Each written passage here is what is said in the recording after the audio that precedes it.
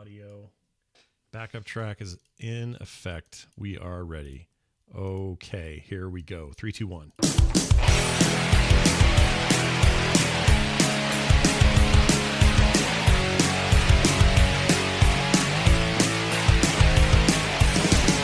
Howdy, everyone. Welcome to Core. This is Core episode 239. It is October 7th, 2020. I'm Scott Johnson, and I'm here with Bo Schwartz and John Jagger, and we're going to do a show about video games. Usually there's like a truckload of news just waiting outside the Core Central here for us to pick apart and go, all right, look at all this news. Not this week. Everybody went kind of quiet. It was weird. We had all the big stuff happen in the last couple of weeks, and then everything slowed down. But we got a couple of things, and we're going to talk about them, and it'll be great. So stick around and listen. All right. As if there weren't enough of these being pushed, whether it be Stadia, xCloud, I guess PlayStation Now counts. What else? Who else has one? I mean, Microsoft technically has one. Microsoft has one with xCloud, right? NVIDIA has one that I know someone who uses and loves. Yeah, your friend loves that thing. What's it called? I keep forgetting. Mike uses GeForce Now. GeForce Now, that's it. Yeah. To play Divinity because he has a MacBook from, I want to say 15 years ago. Jeez. It ran Diablo 3 at 15 frames. That's kind of an accomplishment in and of itself. So especially the fact that he can run, and GeForce is like, warning, this computer's total shit. You shouldn't play the stream on this. And he's like, whatever. And he goes and does it anyway, and it's fine. And it works. I'm sure it's not a perfect experience, but it's enough for him. So those last forever. And that's good and bad because eventually they're just not going to run anything current or modern. Yeah. And the fact that there's a way to do it now is pretty cool in his case. But everybody wants in on that game, and it seems like a lot of people are jumping in. Microsoft's probably the most prominent, given their back end and all of that. But Stadia is no slouch, although I still say Stadia's sales model is the worst thing ever, and I don't know why anyone buys it. I know some people like it, but why would you pay a service fee every month and buy the games?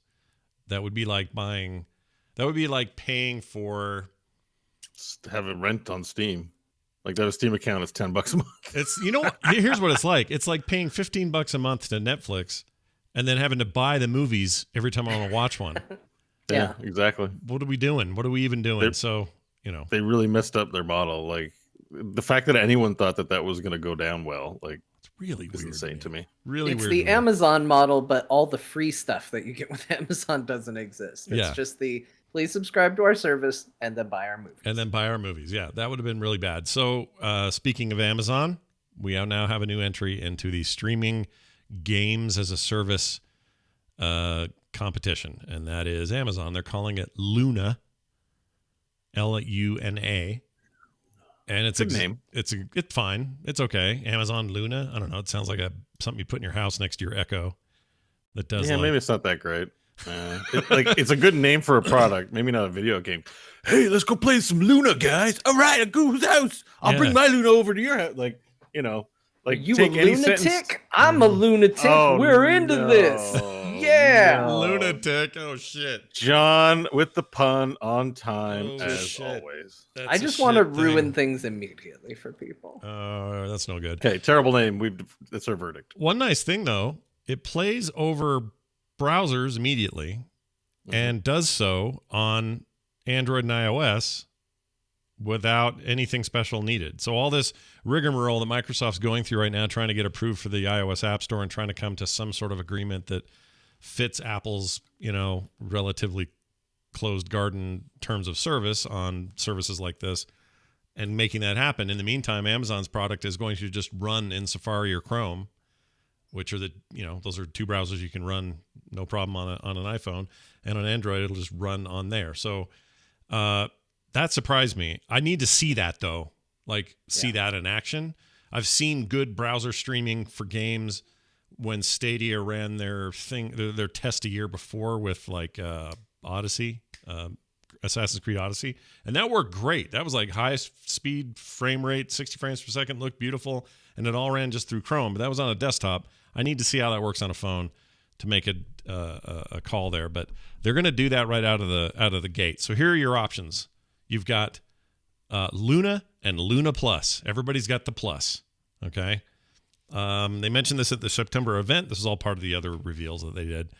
It says here, Luna's ability to run via web app on iPhone and iPad sets the service apart from other competitors. We talked about that. Customers can request early access beginning Thursday. So that was last Thursday. Luna will offer gaming channels, which offer libraries of games. Only Luna Plus, which costs $6 a month, is available at launch, but others, including one from Ubisoft, will be added later. Ubisoft's gaming channel will give players Assassin's Creed, Valhalla, Far Cry 6, the Immortals Phoenix Rising, as well as launch day access to those games. Amazon has not said how much other gaming channels will cost if they can be purchased without Luna Plus. We don't know. We don't know if none of that stuff was put forward. Here's the library. They say it will grow, but this is what they've got at launch. Control, good game. That's a good get. That's a good one. Now so you get these with the subscription though. You don't have to buy these. Correct. You do not buy these games. You play them for $6 a month, and if you're not paying your $6 a month, you don't play them. It's mini Game Pass. Well, it's basically what this is what everyone else is doing except for Stadia. For whatever reason, they decided to go the other way. Well, they had to spend all that money on their really good marketing promos where they just show you a bunch of nonsense, and before you can go, "What's this?" they just yell Stadia at you really loud. Yeah, you're not wrong. I think this sounds like a pretty decent deal. Yooka-Laylee and the Impossible Lair. I have that game. It's pretty great. Actually, they gave that away for free on Epic one week. That's how I got it. This is the world we live in. Sonic Mania, also pretty good. Resident Evil 8. 7, sorry. Not 8. Nobody's getting 8 yet. Panzer Dragoon. I hope it's the old Saturn game. That's what I want. It's the old Panzer Dragoon. Yeah, just give us the old original. We got it, everybody. You asked for it. We got it. Yeah. Panzer Dragoon. Yeah, right? Well, welcome to some really bad frame rates and some hideous polygon work. Panzer Dragoon, finally here. A Plague Tale, Innocence. Don't know what that is. No idea what that is. The Surge 2.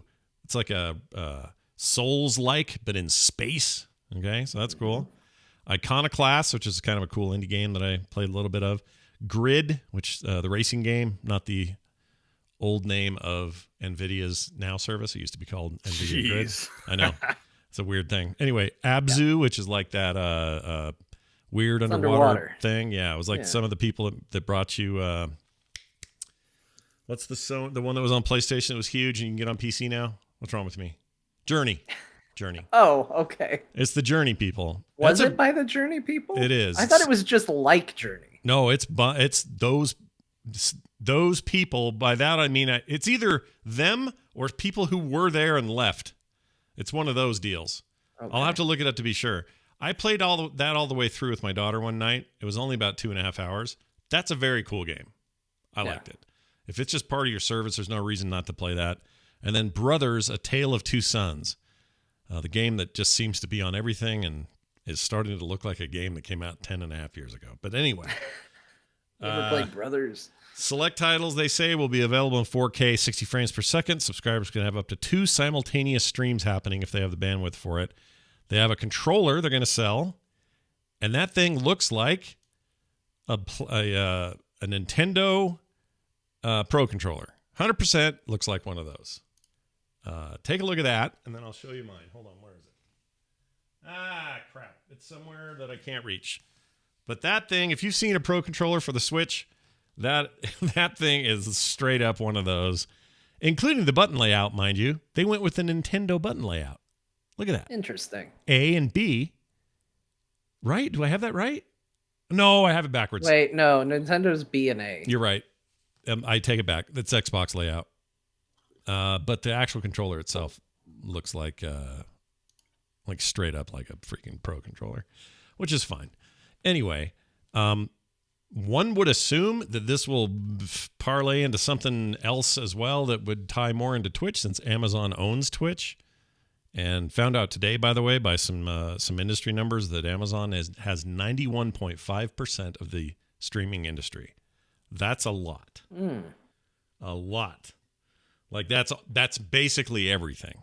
So between Caffeine, YouTube, and there was one other person on this list that we saw. All of them share less than 10% of the streaming market. Twitch has the rest. So if you're wondering why YouTube gaming went away as a brand, it was Facebook gaming. That's what it was.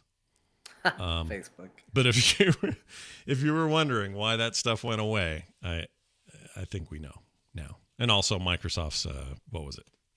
My brain's not working today. What was it called? Meteor.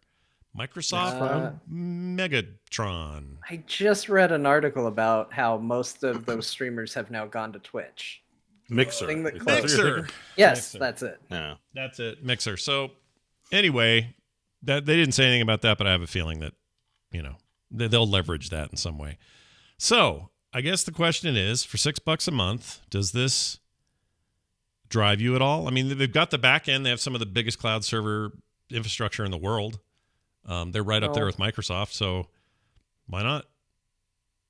I mean, it's cool. I don't. My casual no is just because I have a PC that can play these games, and I've got enough subscriptions right now as it is, and more free games coming in than I'm able to play in a given week. So I don't know. Maybe if there was something exclusive to it or something that I really wanted, maybe I would be inclined to subscribe for a month while I played the game if I really needed to play it. But I think for people, that maybe want to play some games, don't have a high-end machine, I think it's a cool option. I think it's neat that we're getting to a place where this is possible.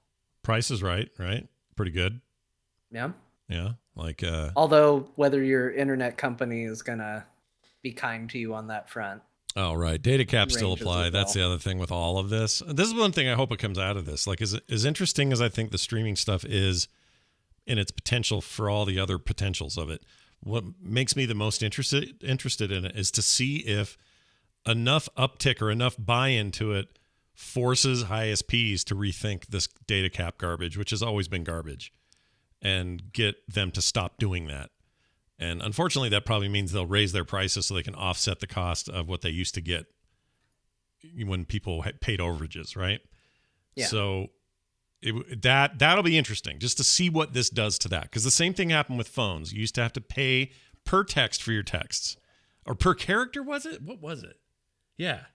Or something I don't like know that. if I don't know if it was ever per character. I don't remember that, but remember it was exactly. definitely, you paid for text messages and Right. yeah. I mean, we've slowly, as we brushed up against these things, they've had to relent and go, oh, okay, well, you can get unlimited this, you can get unlimited that.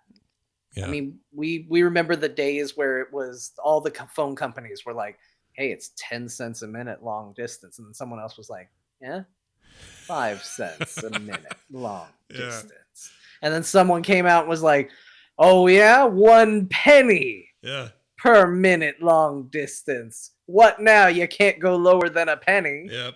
Yeah. So and then it just went away. Always do this. Yeah, and I don't like that we do this, but I understand that it happens. That's where we're at with data caps. We'll get there. I pay a little more every month for the business account, so I don't have to worry about data caps. So for me, this makes sense. Except I don't know, man. Like, is it a more compelling thing than Game Pass Ultimate right now? Probably not. But Amazon certainly has a lot of money. They've got a lot of infrastructure. They could probably make something happen. This is it's probably really smart because Microsoft isn't too big of an ask. So if you're, there was a time when I felt like I could only have a Netflix subscription. And even now, if I have a subscription to one service, I cancel one and move to the other. I don't do the simultaneous. And I find a lot of people are. They think that's weird when I say things like that. Like, they understand it, but most of them have their HBO, their Netflix, their CBS, like whatever they want to watch. They've, a la carte, and it's fine. They subscribe to a lot of channels. I imagine the same thing will happen in gaming. So any thought like, well, Microsoft is the service, so I'll just sub to Microsoft. Like, I think the landscape looks like, no, there's room for everyone because it's so cheap. So Amazon doing this, if they're just going to be the Coke to their Pepsi, is like super smart move. Yeah, I feel like the Netflix comparison is a good one, not just because it is kind of Netflix for gaming, but I think Microsoft wants to establish themselves as that brand that people think of when it comes to all-you-can-eat gaming. And then the other stuff, there's room for them, but they have to compete more on price. They have to come in with something unique, like I can only get this thing there. And in the same way that, well, I can only get this cool HBO show on HBO Max, so I got to watch Max right now. But I still kind of, Netflix still either stays there or I come back to it, right? Mm-hmm. I think you're right. I think that's the actual strategy here. Yeah, because it seems like Ubisoft's going to be their exclusive arm. Yeah, that's like if they're signed with the Ubisoft, that means if you want to stream your Ubisoft games, you're not going to Microsoft, you're going to Luna.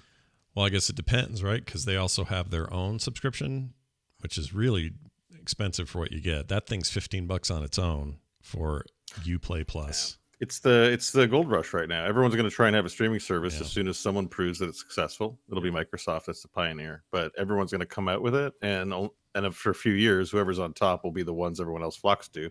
Like how EA is going back to Steam because Origin no bueno, boys. Like that's exactly the cycle we're looking at. Everyone's like, sweet, there is money here, great, let's do it, and then they're going to do a whole bunch of it. Everyone's going to jump in, and only the good stuff will remain. Yeah, that's sort of how I'm looking at all this streaming stuff right now. That the pioneers won't be the ones to get the credit in the end. It'll be whoever has the biggest market penetration and gets people to sign up. Yeah, sometimes Microsoft. first is best, but most of the time, not necessarily. What was the service called almost 10 years ago that you could do that was bought out by somebody, and it was a big deal at the time, and I cannot not remember the damn thing. But it was the first of this kind of thing ever. Oh, the first streaming deal? Yeah, and it was had a or name. was it a different technology? Sorry. No, it was the same technology. Well, I mean, obviously the technology is Chad advanced. says GameFly. Was it GameFly? No, not GameFly. I think I know what you're talking about. It had a lot of like Genesis games and stuff like that on it, right? It might have. OnLive, that's it. That's the one. OnLive. Yeah. I remember that. about that. I mean, I think we're 10 pretty up years to it. on with OnLive or close to it. I better look because I don't actually know that. It doesn't even exist on Google. Yeah, it's no longer, and no one talks about it or cares about it. So to me, it's a little bit like companies like OnLive, and there've been others in between. They're kind of the Diamond Rio of MP3 players. It's like blowing everybody's mind at first, right? Whoa, did you see here? You can just load your songs onto this thing. It'll hold 50 songs. No way, man! And like all this freak out in the early aughts, and then somebody with big money and big plans comes forward. In that case, Apple, and comes up with the iPod, and that just destroyed those guys. So here's where they are. Sorry to interrupt. No, go ahead. I think go it's relevant. OnLive was acquired by Sony, and they've been rolled into PlayStation Now. They're part of Now. Yeah, because I go to the OnLive site, and it's like there's like errors in the like already like illegal string offset output key. It's like half a site. It's all defunct looking and crap. Yeah. But I remember that being a thing in the past. So interesting. They exist as a Sony entity now. Yeah, it says here Sony acquired the important parts of OnLive due to the sale. What are the important parts? That's weird. I know. That's an odd way to say it. But I guess not the website. That didn't it was all their Microsoft technology. They're like, you're switching to Sony computers. Yeah, something like that. Then it says online services were discontinued as of April 30th, 2015. So 5 years ago, they discontinued it officially, and that became PlayStation Now, or part of PlayStation Now. But what I'm trying to find is when that thing was, here we go, founded. Oh, yeah, it was founded in 2003. Jeez. And then when did they launch the product? That can't be that old. Hold on. I can't find it. Yeah, there's no timeline here. Anyway, the desktop service. Here we go. Okay, online desktop launched 2012, so January 2012. That's quite a while ago now. And I guess what I'm saying is like they're gonna be thought of as, boy, remember those guys? What a cool innovation. But then somebody bigger came in and said, well, we'll just do it. And now they're doing it. And that's going to be Microsoft. And then everybody else and their dog is going to do it. I don't know if you guys have checked this lately, but I remember when streaming meant Netflix and then a little bit of Hulu, and then the Amazon Prime got into the mix. But you kind of had a handful, and you were like, well, HBO now has an app, and you're starting to see it finger out a little bit. But for the most part, it was like this little stable of companies that were streaming anything. And just today, I went to justwatch.com, and you can filter by streaming services. Good Lord. It's just a nonstop list of a billion services you could be subscribing to or using for free, depending on what their model is. Everybody's doing it. Yeah, you can find almost any movie, but sometimes you're just like, that's not a streaming service. Yeah. It's like, hi, you can watch this movie on Brown Cow. It's like, what is, I've never heard of this. And they're like, hi, welcome to Brown Cow. We got 3 movies on here, and one of them's the one you're looking for. You know, sign up. It's crazy. I was just looking here. Let's see. I'm just going to look at this real fast. If I go to popular, I mean, that's just nuts. It goes from Netflix, Prime Video, Disney Plus, Fubo, Apple TV Plus, Apple TV Regular, Hulu Plus, HBO Max, Peacock Premium, Amazon Prime, again, Google Plus, Play, YouTube TV, YouTube Red. And then it just goes on. CBS, Fandango Now, IMDb TV, Cubo, Vudu Free.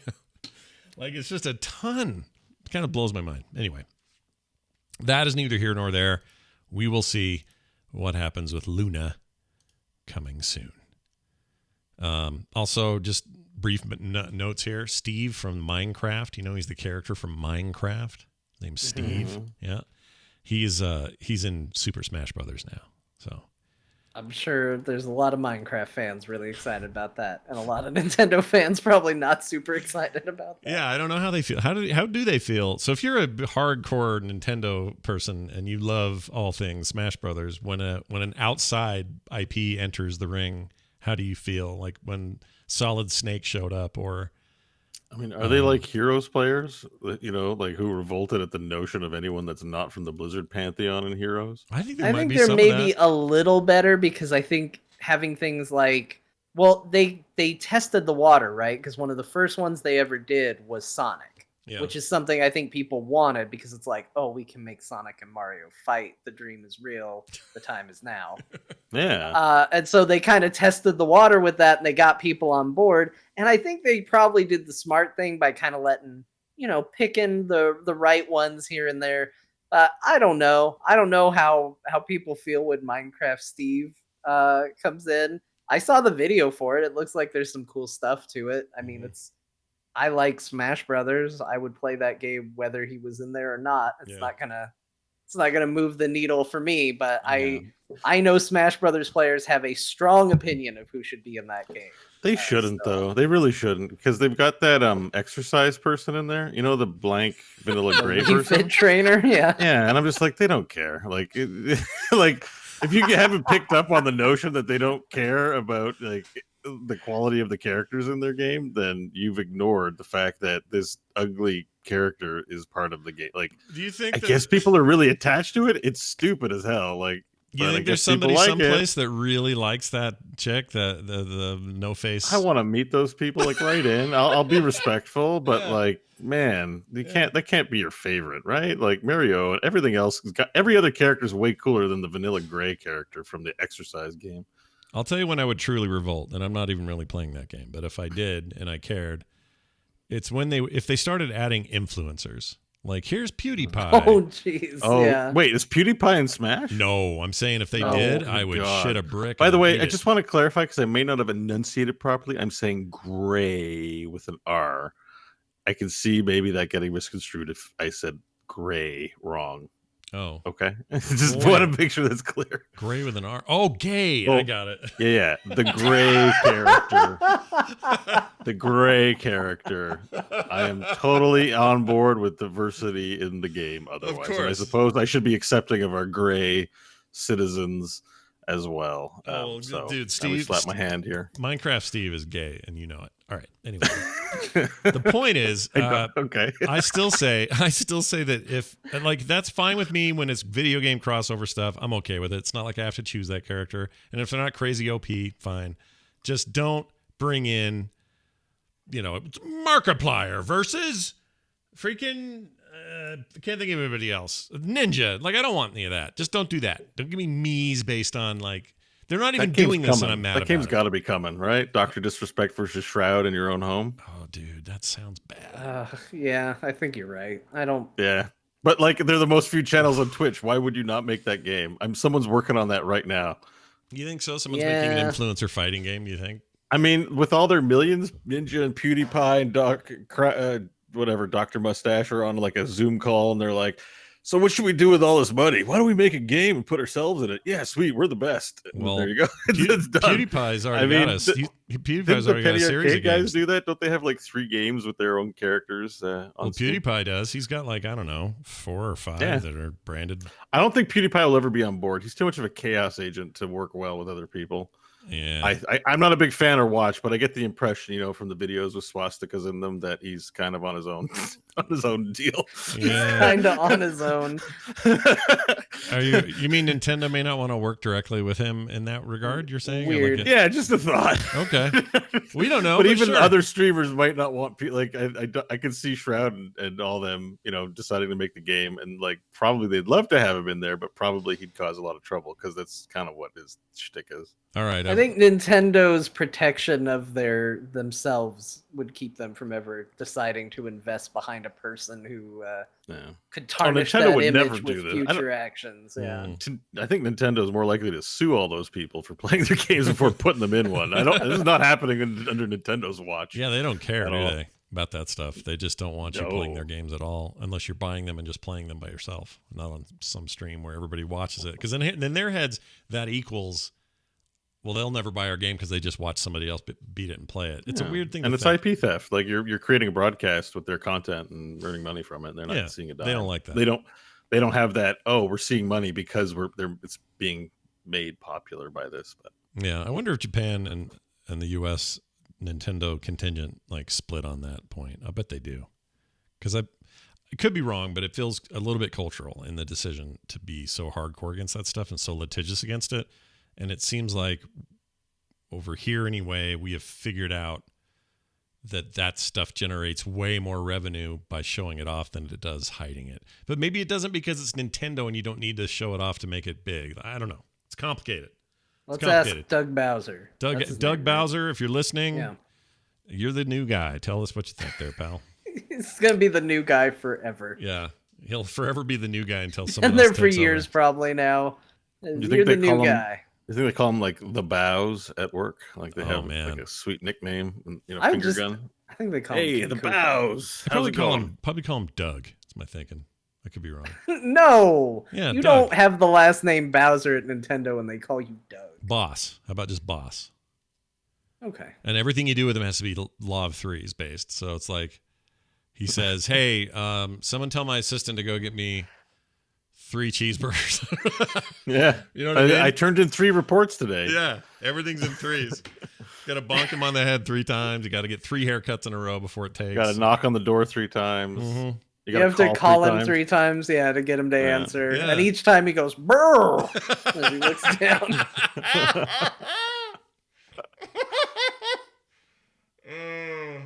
Wait, do that sound one more time. What was that again? Brr. Brrr.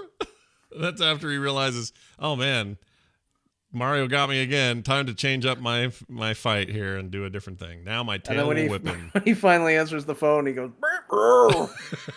Yeah. And maybe a significant other has to nag him 3 times before he'll finally pay attention. Yeah, Mrs. Bowser.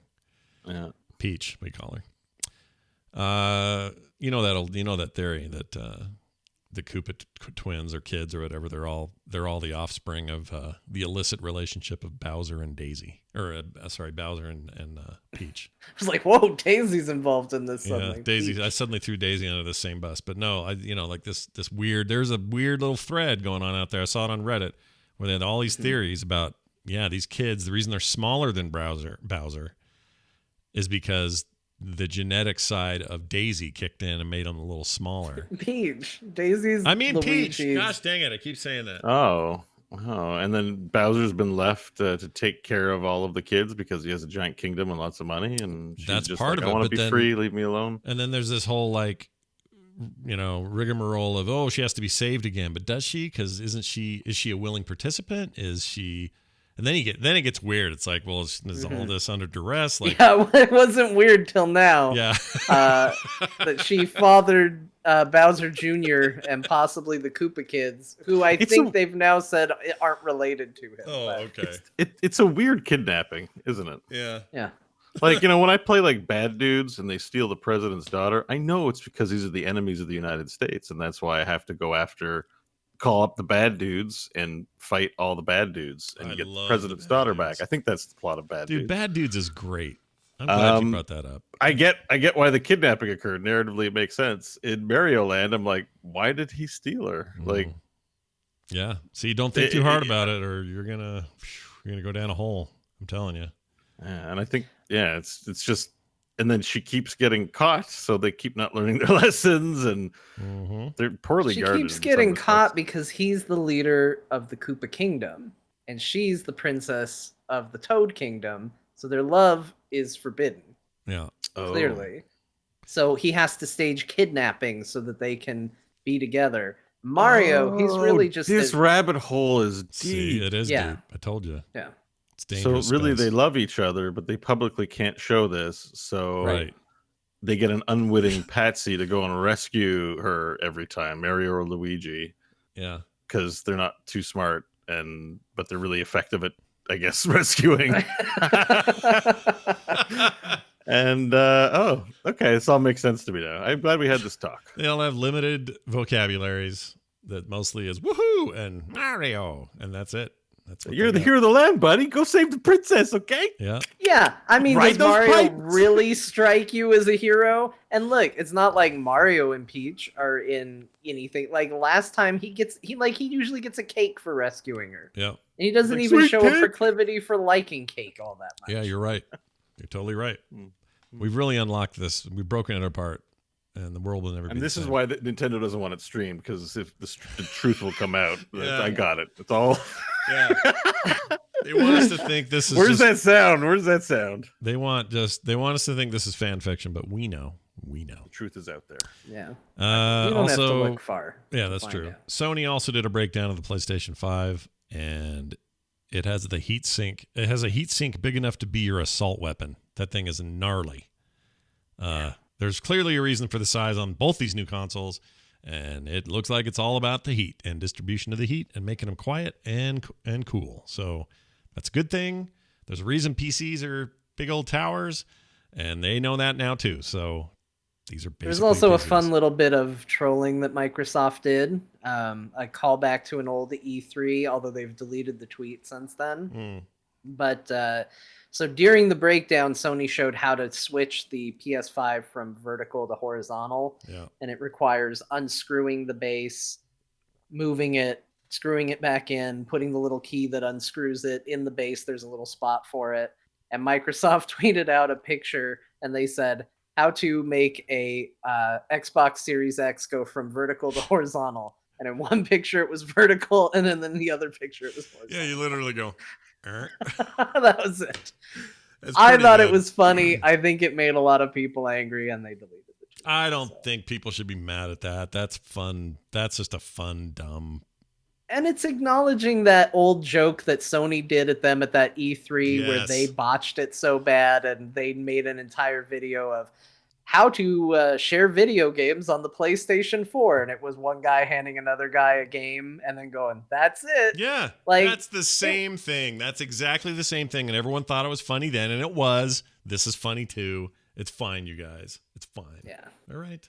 All right. What else? RTX 3070s. If you're hoping to get your hands on the less expensive of the new family of cards from NVIDIA, too bad they got delayed. 3080s and 3090s are going to be really hard to find. They already are, and they had to delay the 3070s as a result.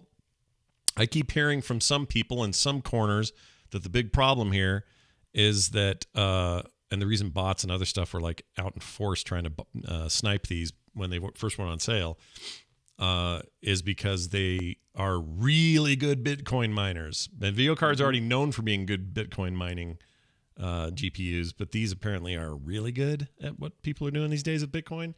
So we may have that problem again, and that means higher prices, limited availability. Yep. Even that OEM one that I'm supposed to be getting got delayed. So don't get rid of your 1080 through 2080s yet, everybody. Hold on to them for dear life, because it's jacked up right now.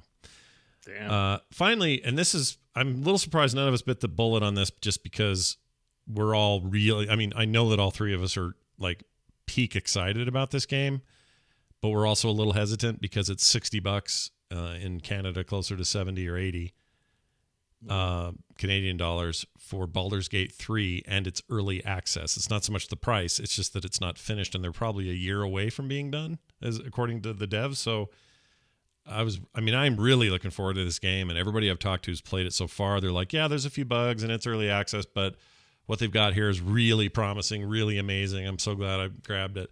But I have just not pulled the trigger because that's a chunk of money and it's nowhere near being done.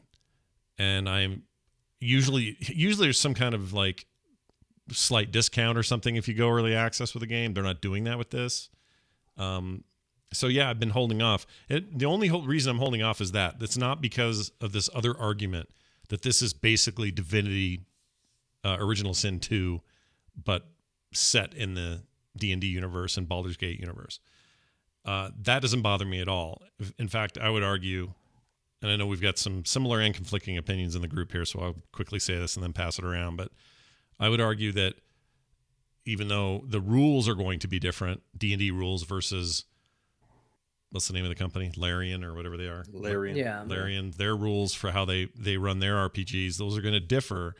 But the way that Divinity sticks to the turn-based systems that I like about a game like this, and not trying to wedge in a real-time thing like the old Baldur's Gate games did, even though there were dice rolls happening, they weren't happening, by you or whatever. They were just sort of happening in the background, and you could pause and take control when you wanted to, and that sort of thing. And that's great that you can do all those things. Don't get me wrong.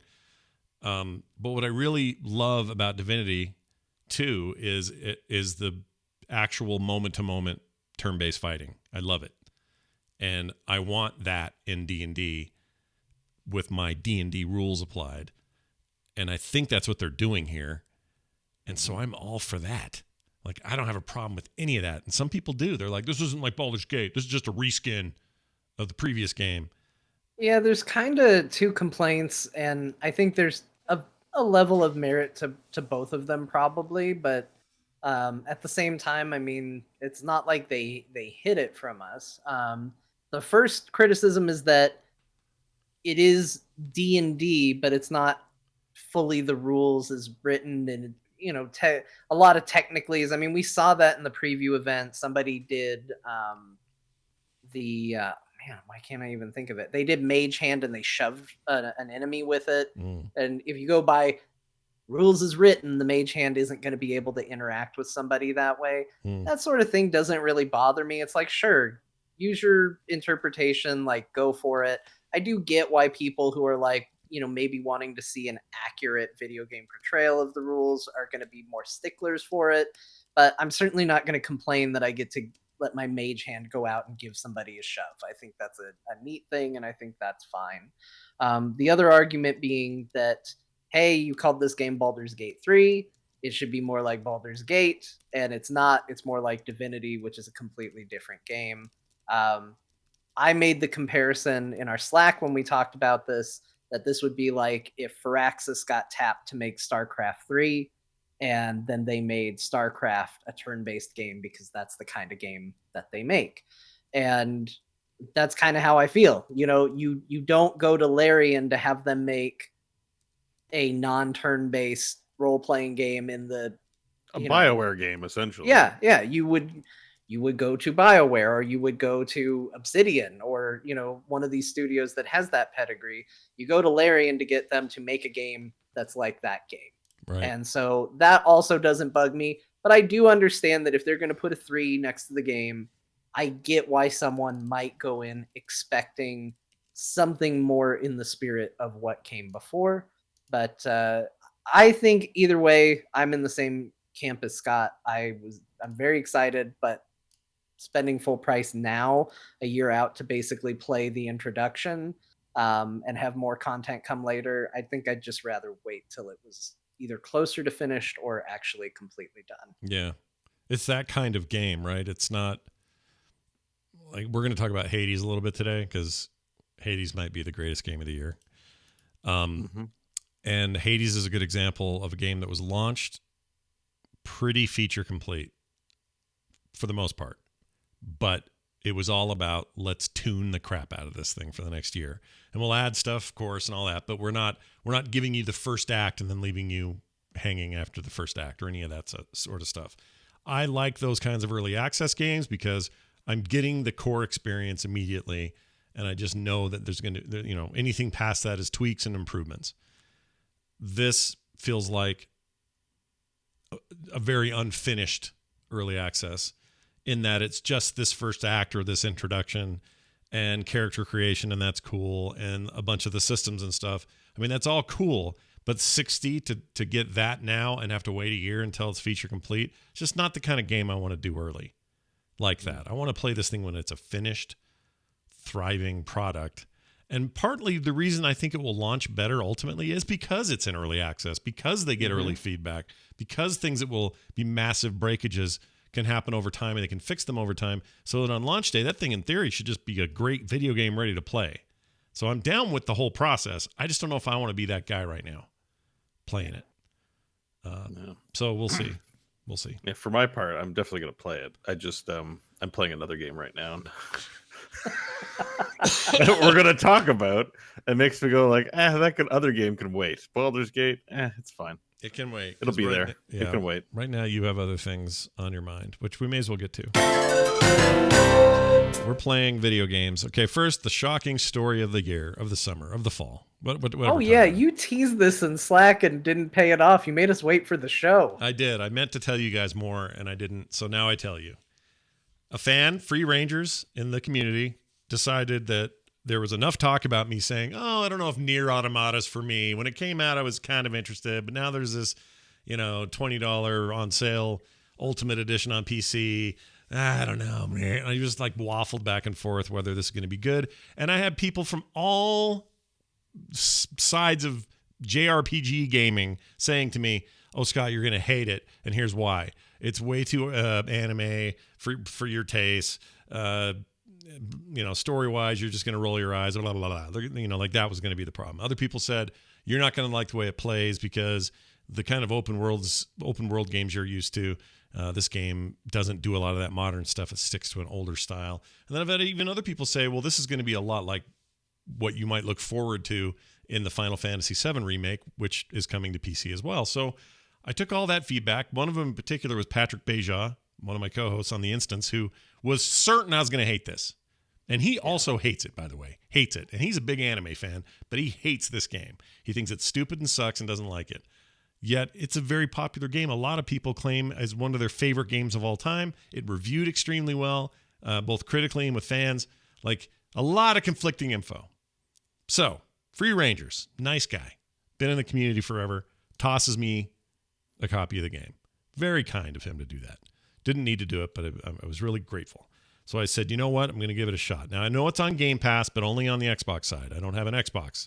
I will soon, hopefully, next generation Xbox. But this current gen, Xbox One didn't do it for me. I don't have it, so I can't play it on Game Pass. It's not on PC Game Pass is my point. So I got it on Steam. That's where he gifted it. And he knew this going into it too. I was going to go into this with as clear head as possible. If it sucked, I'm happy to say it sucks. If it's great, happy to say it's great, or whatever my experience is. Just complete honesty about it, despite the fact that it was gifted to me. But for full disclosure, it was gifted to me. So I played, I sat down to try just early stuff, and I ended up sitting there for 4 hours. Wow. And played a lot. And I can't believe I'm saying this because there are things about it that would drive me crazy in any other scenario. I think I really like Nier Automata. I think that game is pretty rad, and it's got certain things working for it. It's funny, John, one of the things John said to me, you warned me that it's kind of an ugly game, and it will take some getting used to just to get past that and focus on the things that the game is good at. And while I understand your point of view or why you were saying it was ugly, I actually find it to be really imagination inspiring. It's not the most design elements are really good. Yeah, that's the stuff I'm talking about. Because when you said things like, "Oh, they're gigantic robots that you have to take down," kind of almost like Shadow of the Colossus level immenseness and that sort of stuff, that is definitely in here, and those moments are rad. being able to, fight in that way. And it also, this is the other thing I like about it, is it changes sometimes perspectives. You'll be going through I guess you could call it a dungeon, but a space where there are a bunch of enemies you got to work through to get to the next objective.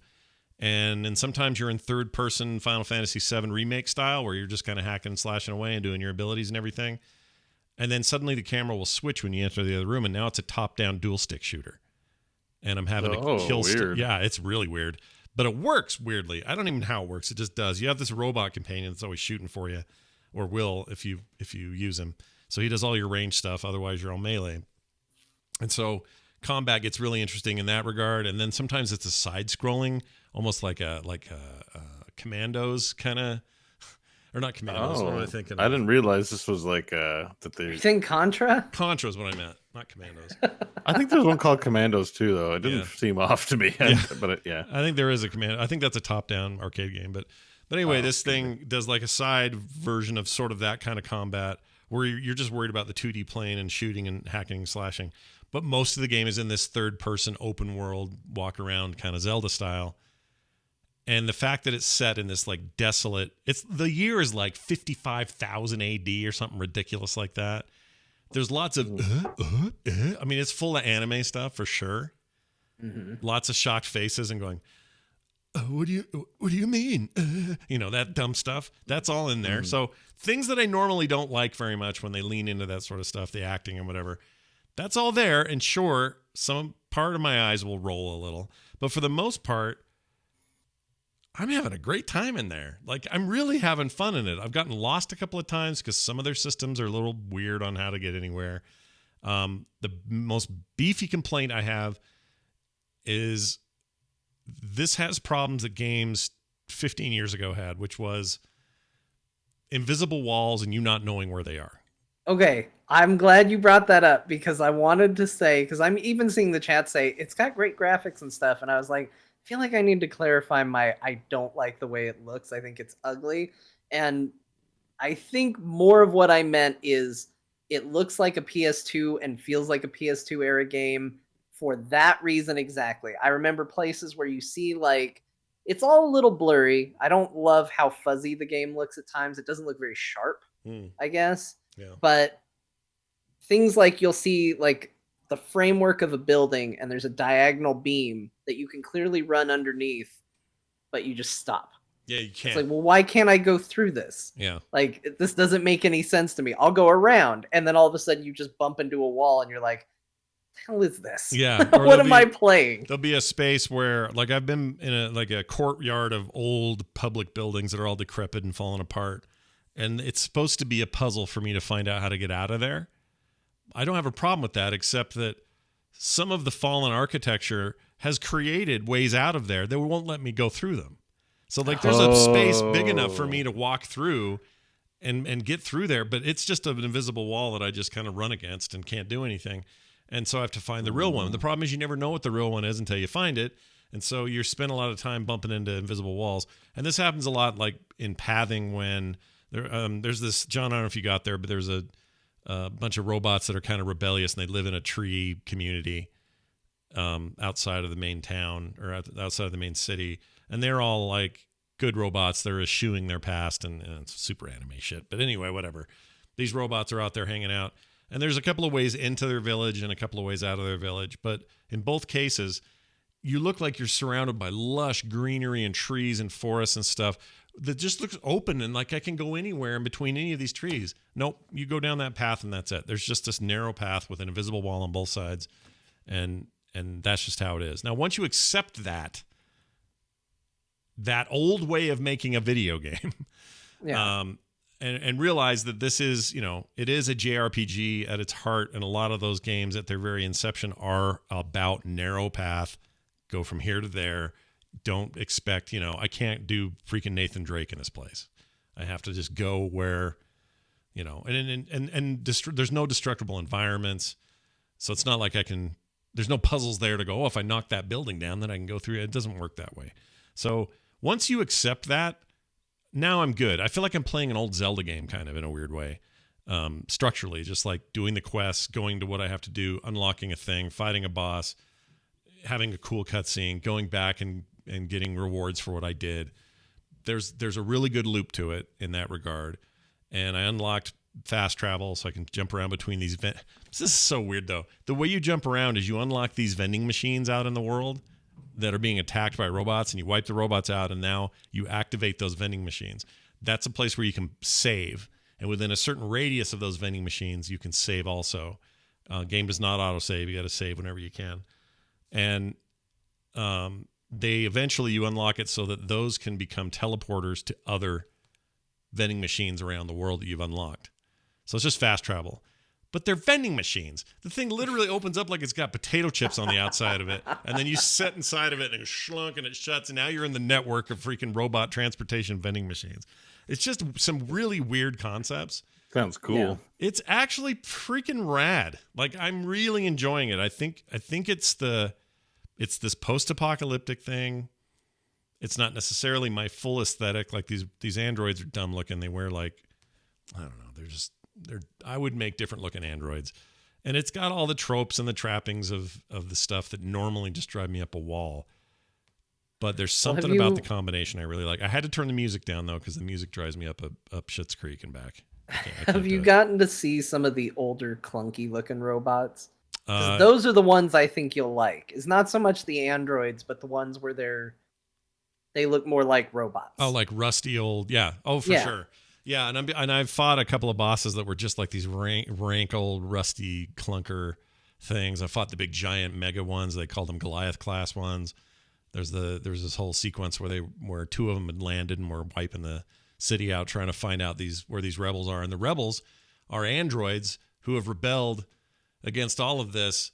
And by the way, all this time, there's like 1,000 humans left at all in humanity, and they're up on the moon waiting for us to do our job. Yep. It's a weird thing. I mean, it's very weird across the board, and I'm not very far in the larger scheme of things. And I know there's like 20 endings of this game or something. So I don't know which ending I'm going to get, but I do think I'm going to keep going. I really like it. It's just a rad, I don't know. It's got enough really unique, interesting things, and it's making my imagination go places. And that's what I like any video game to do for me. That breaks a little when there's like a invisible wall for no reason. Like there's a stage. Did you fight the stage boss that's like is like in a theater, and it's like this weird robot came out with like almost like a dress and shot at you and stuff. Anyway, yeah, I think I did. I don't remember the exact name or any of that, but it was in this space where I should be able to easily jump up on that stage after and just sort of explore around. There's nothing up there that matters. It's just instead there's just an invisible wall, and I hate that feeling of like that breaks immersion immediately for me. If it didn't have that, I mean, this game would be off the charts for me. Good. And so based on that, some people have said, well, Scott, then Final Fantasy VII Remake's going to be for you because it doesn't suffer from as much of these. There's no invisible walls right. that I can tell. Yeah, Right, they like do a you're- much better job of if the area's there, you can explore it. It might still be the same corridor that would have been there for Nier, but they make it in such a way that you know whether or not you can go there. Yeah. And that has me kind of more excited about that than I was previous to this. I don't know what the date is for that, but I'm actually looking forward to that now. So what do you know? Scott liked a Baname-ridden weirdo fest. It's actually pretty cool, that game. And It's got cool systems too, like the way you Yeah. mod your character, and it's like putting in, I don't know, mod chips into a computer. It's pretty cool. I yeah, it's like really it. cool. Also, earning money is great once you figure out how you're supposed to earn money, because all you gotta do is find a few necklaces and suddenly you're a freaking millionaire.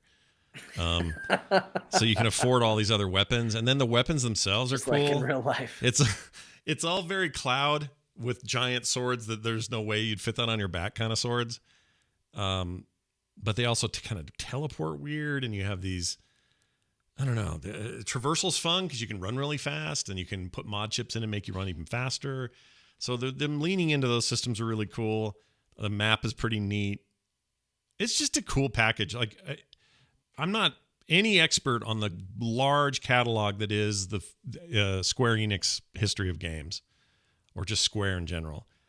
But this is probably the most fun I've had with a Square Enix game from Japan that I can think of. I mean, I can't think of anything else I like. I like this. I like this more than that Dragon Age game I just played 2 years ago, whatever it was. I like it better than those Ni no Kuni. Oh, that wasn't then though. Any more than any old Final Fantasy game, but that's been a long time, so don't judge me on that.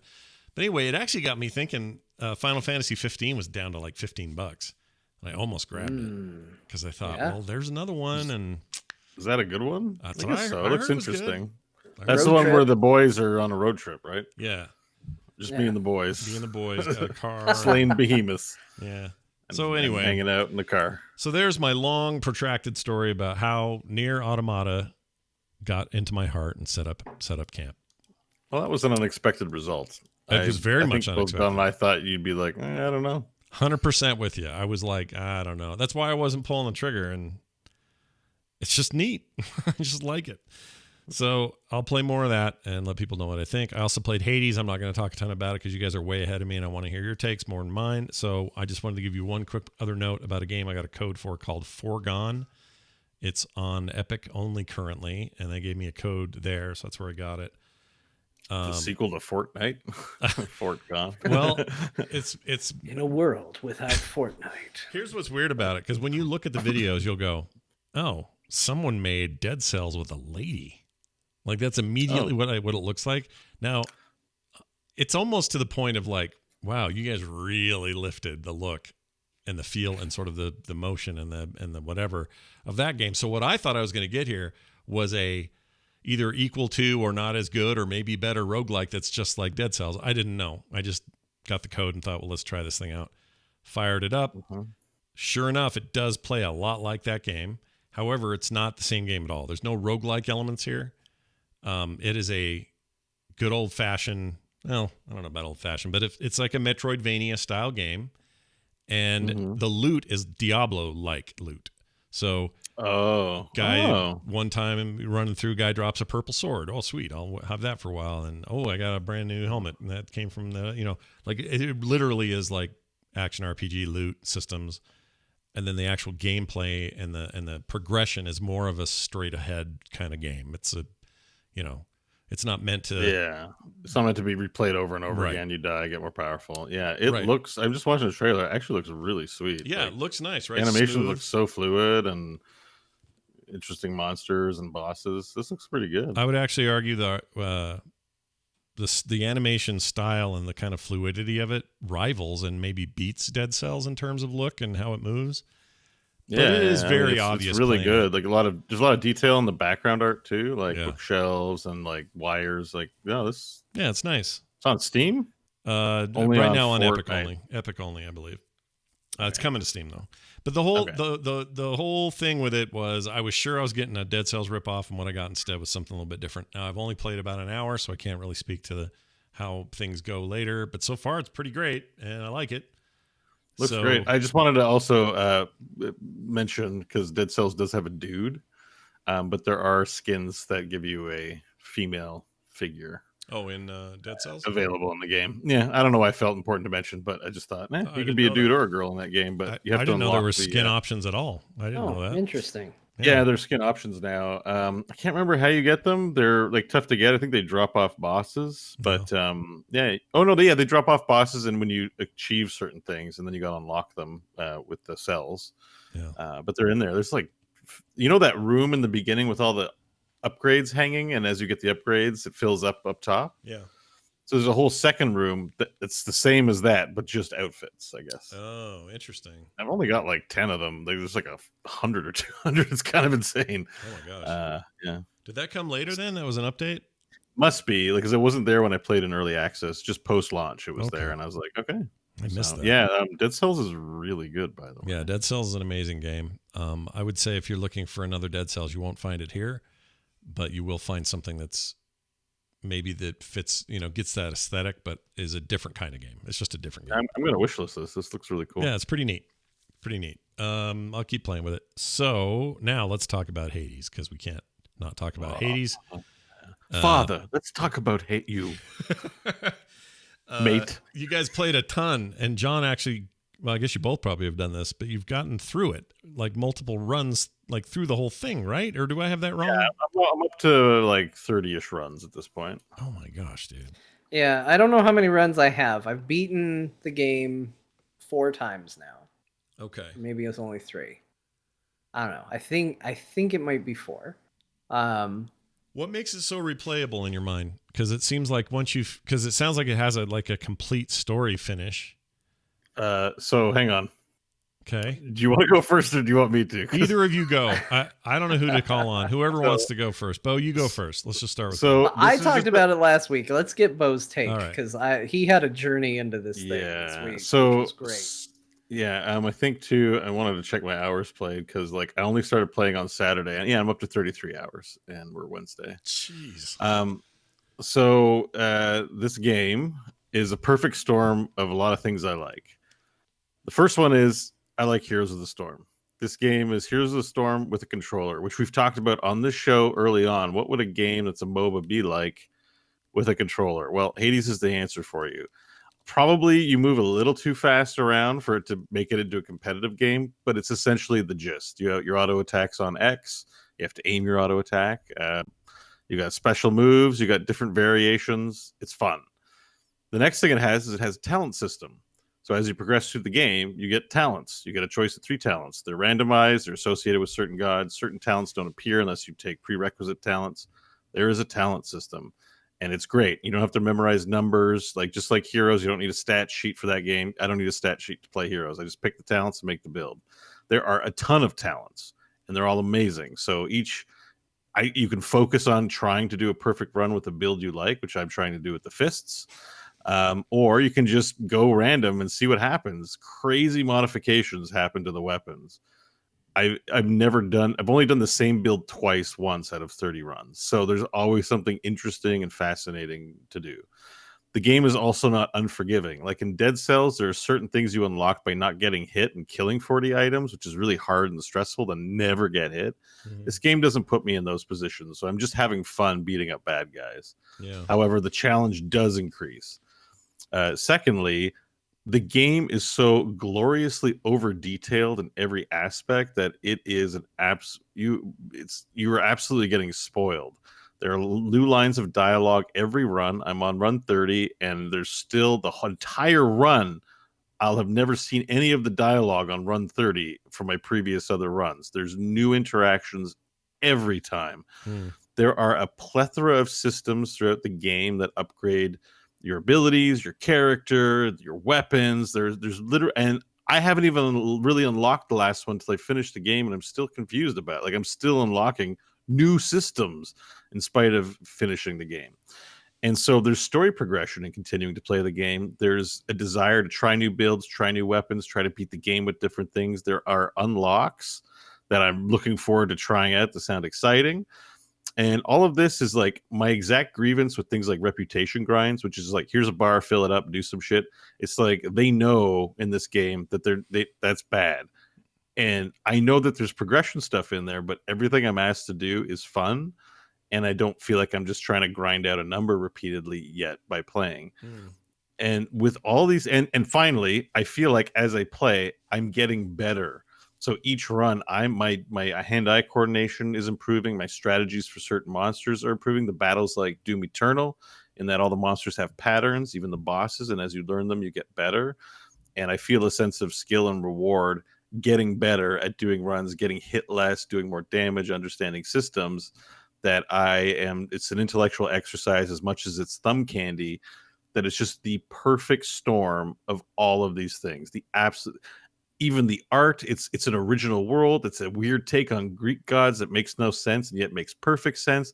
The dialogue is hammy as shit and awkward and weird, and normally it'd be bad, except they're leaning into this aesthetic so well and make it a part of the world so well that I love all of it. The soundtrack is beautiful. There's very little bad I can say about this game. Maybe I wish there was some more levels and some more enemy types, but hey, those are good problems to have. And I think there was one other thing that I felt was problematic, but very small in comparison to all the things it does super well. All I want to do when I'm not playing the game is play this game. It's taken over my life. It's amazing. It's man. game of the year. How- I think arguably almost better. Dude, if Doom Eternal came out this year, I'm not sure which one is in first place for me. This game has done so much to spoil me of what a $20 game has involved in it that I'm like, I think Hades is the game of the year so far. Like, screw Baldur's Gate, screw Doom Eternal. I'm not even looking to Cyberpunk anymore. Like, this is the ticket. All right. I mean, this sounds He's like not wrong, because as you see on my list, Scott, I have a Star Wars game on my list. Yeah. I'm a huge Star Wars fan. I'm a huge X-Wing fan, a huge TIE Fighter fan. Yeah. And I played through the tutorial and went, okay, it's good. But what if I played some more Hades instead? Exactly. Like, it is crack cocaine of video games. It's the best thing. All right. It's phenomenal, and it's been really fun watching Bo play through it, because I joined his stream right when he was first getting into it, and he was just like, what is going on with these characters? Because as he accurately points out, this is an ASMR simulator. Oh yeah, everybody in that game, everyone's like, Zacharias, I need you to do this for me. Yeah, I'm going to rip you this time really hard. But even Hades is always just going, oh yes, yet again I walk into the thing. Yeah, Boy, it is totally. You come into my realm and tell me what to do. And it's just like, oh, he's very close and very menacing, and I like everything. When they recorded the Voy VO for this, everyone was like, the rule is an inch away from the mic, please. Like, it's no yelling, just soft, nice. Like, I swear, like, I thought at one point the first boss, Megara, or it's Megara. I felt like she was literally having sex with my ears. Like, wow. It's just like, I'm going to beat you again. I hope you're ready this time. Yeah. Why do we have to keep doing this? Yeah. My whip will teach you to submit to me. And I'm just like, what do you? I'm trying to beat you. Why don't make me feel this way while I'm trying to strategize how to kick your ass? You know, it's like it's an experience, man. I've never felt that in a game. Well, let me ask you this: sure. has this? Well, here, let me play this, because that's where we are right now. Quick Bozone on this Bozone layer. Has this been problematic? Has this game entered your mind as such a great game this year, such an addicting property that now, you know, it's either made you lose ground on the stuff you're working on, or do you feel like this is going to be a problem? Yeah, I've done nothing but play video games. Like, what's ADHD? Who cares about that shit? Oh no! That's seriously where I'm at.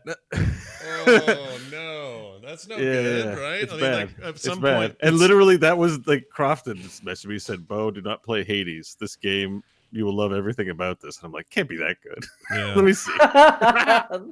What a challenge! Yeah, I think John said the same thing too. I got like number of messages warning me to stay away from Hades. We saw what you did with Dead Cells, and to me, like, Hades is the Dead Cells formula.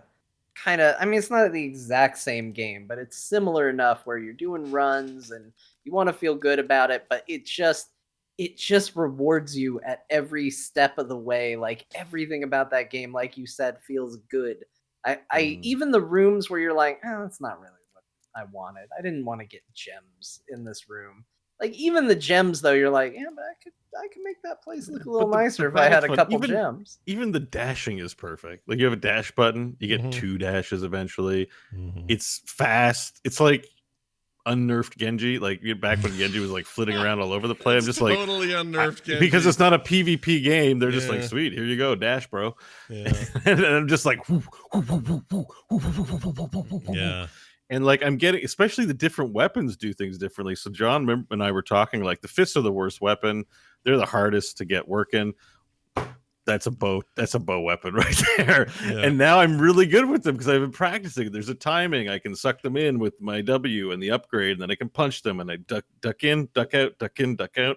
Armor's off, chain stun, boom, and I'm like getting good, and I know how to play with the weapon now, and I'm absolute crap with the spear. I know it's S tier, John, but hold on, Bo. Training with the fists. Guess what? I I tend to go wherever you're getting the bonus. Like if it's glowing purple, that's the weapon I take because I'm like, I want the bonus shadow and all of that. Especially because I run a build where I don't get healing per room. I get healing every time I pick up the shadow essences. So if I do the thing that gives me extra shadow essence, then I heal more from room to room. So I always go with the weapon that's that. So right before this show today, I unlocked the magnetized fist that you use because I was like, that Nice. sounds pretty good. It's And a I don't good know if I can upgrade. bring myself to do another fist run. So I've beaten the game with the spear, and I've beaten the game with the fists because I told Bo, I was like, it's ironic. I beat the game after I said, the fists suck. And then I beat the game with it. So I did another fist run with the magnetized fists, and I beat the game at a higher difficulty. With the fist. Nice. That's Just great. before the show, I turned on the there's the thing that unlocks at the end of the game where you can do modifiers to make the game more challenging. Bounties, they call it. And Yeah. I did the bounty that modifies all the boss fights, and I beat the game with it. And I set a record time for beating the game with it with that fist weapon. Because And the W actually stops the game. Like it has a cool thing it doesn't tell you about. You have to experiment with it. But when you do the uppercut, all the monsters stop except the one you're pulling in. So you have time to make dodge decisions. Like you might just uppercut someone, go like, oh, incoming, and just dodge out. And it's like, yeah, it's so great.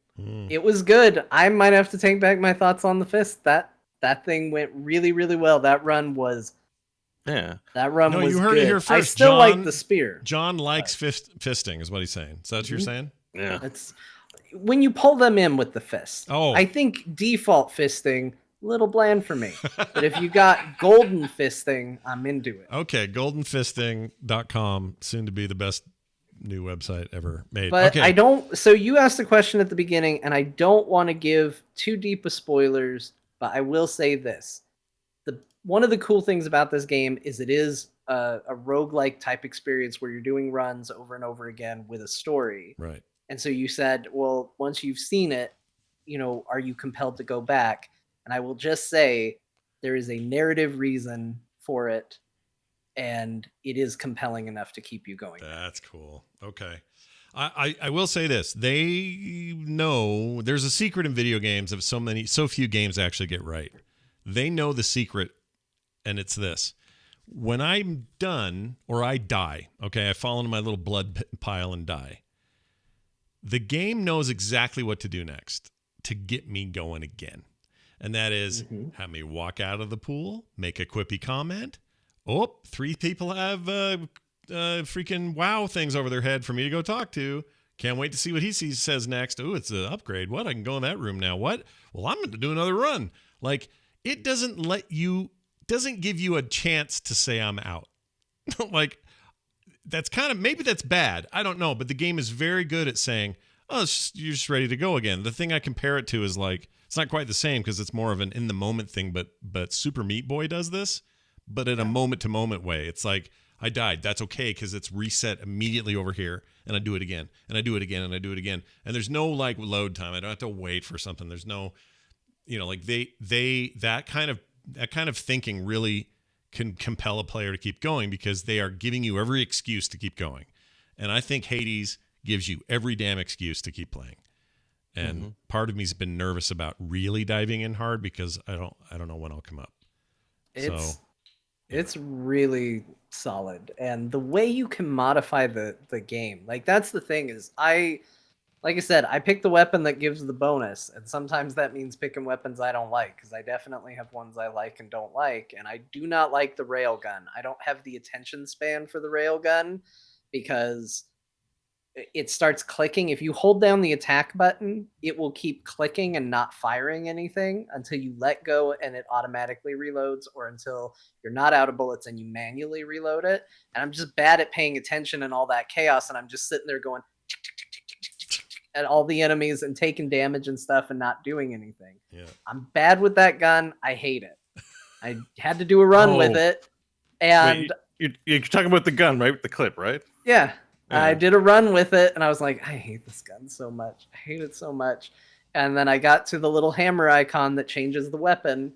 Hammer's and the instead best. of a big lobby grenade for my special, I got a thing that just fired a rocket at my enemies. And I was like, well, this gun's now the coolest thing that's ever been in the game. Yes, I love and this. I got that too, and then I got the upgrade that allows you to shoot 5 specials. Oh wow. And so I had 5 rockets, and I was just shotgun blasting everything point blank with 5 rockets in the face. It does a ton of damage. Like it's that game. Like you're just like, man, can this game get any better? And it's like, here's an awesome talent. Yeah. You're like, I'm shooting rockets everywhere. It's great. I like how it just changes up your expectations per weapon, and I don't even have them all unlocked yet. But this feeling of like, all right, this spear is pretty great, but I can't use the shield like this spear. I've got to remember that it behaves differently, and there's something about that aspect of the game. It's not like they're super difficult to get into or anything, but it changes it up enough where you're not just reskinning the ability. You're actually, it's a whole new way of playing. Yeah, it's like having MOBA characters. Yeah. Like it's a weapon, but a MOBA Right. characters, they're all the same except for their hitbox size Right. and their auto attack damage, and then it's their QWER that make them different, and they're they have a different skin, but like it just feels that way. Like I'm picking my MOBA character before I start. Fist guy, spear guy, gun guy, sword guy, shield guy, or bow and arrow guy. And that's what makes me. I'm just like, oh man, I feel like I've played it all, but I haven't played it yet as bow and arrow. Let me do that one. That'd be fun. What's that like? And Well, so and then there's 4 total, but there's 3 different variants under each one of those that aren't as wildly different as maybe you would like. But I mean, there's some that I haven't tried. Like there's one bow one that I haven't given a go yet, but it sounds interesting, which is when you fire your special, which by default with the bow is that spread of arrows. Mhm. It says it will fire those heat seeking into the last target you hit with a regular bow shot.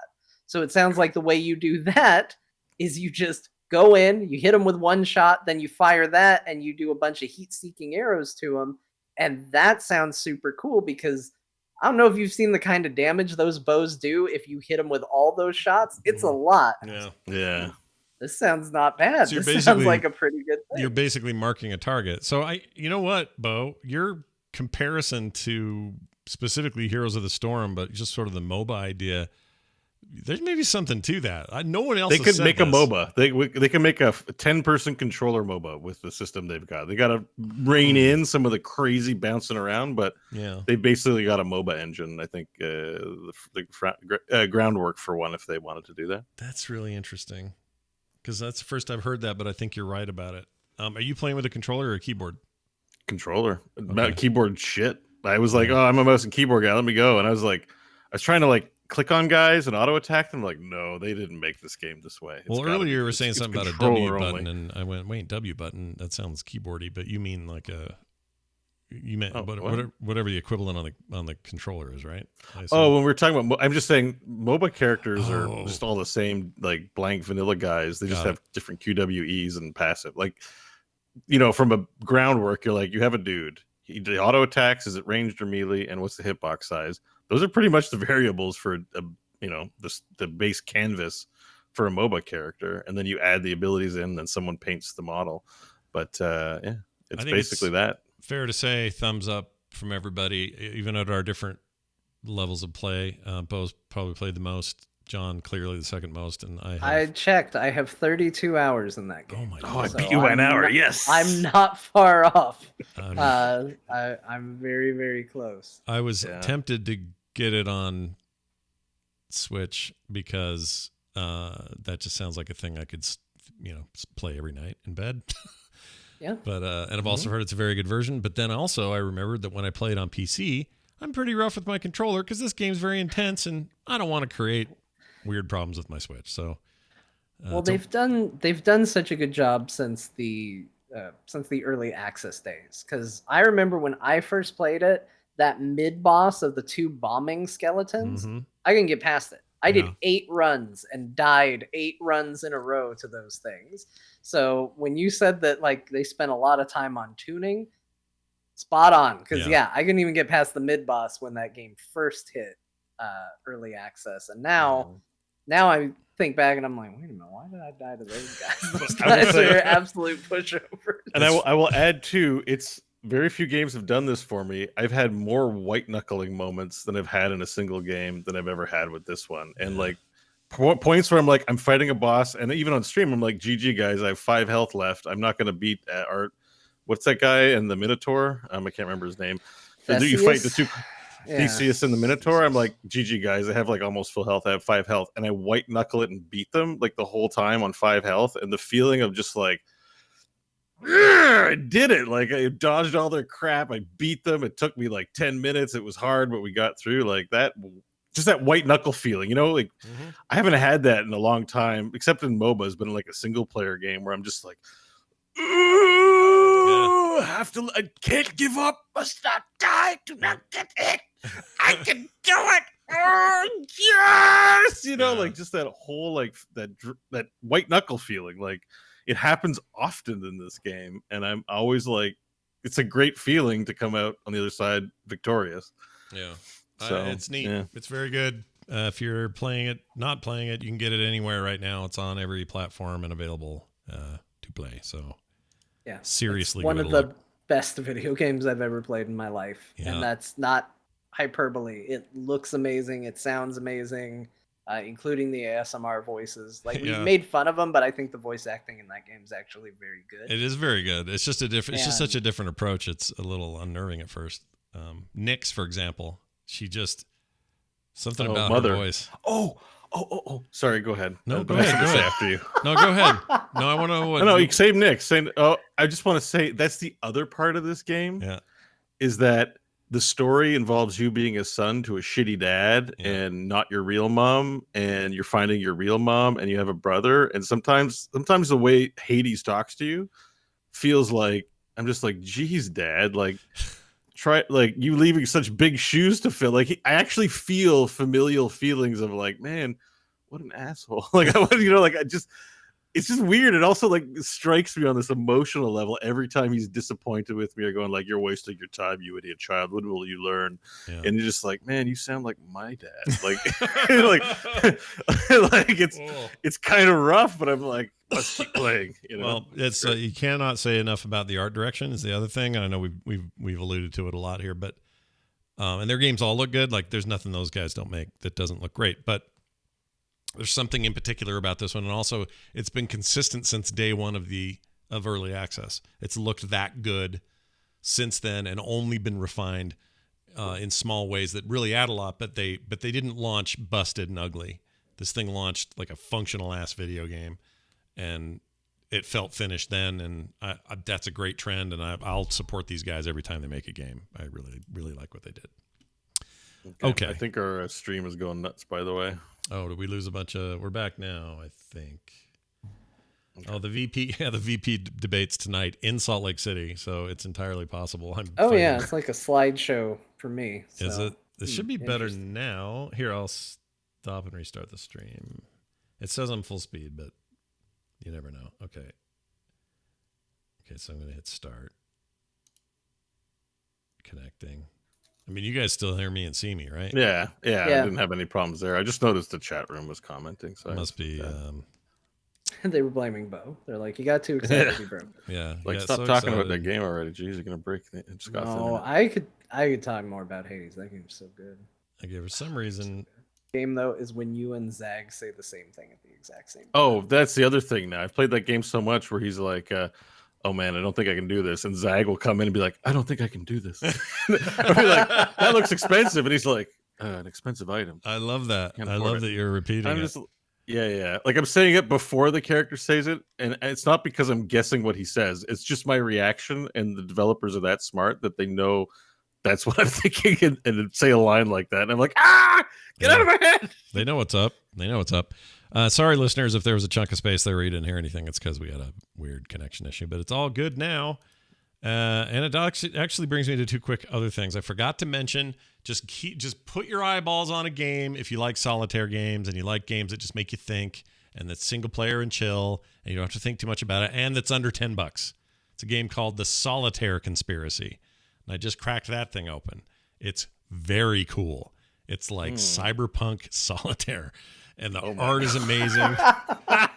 It's like the art is amazing. The abilities are incredible. It's a really interesting take on the game, the core mechanics of solitaire. The cards all look like they're made out of freaking Tron material.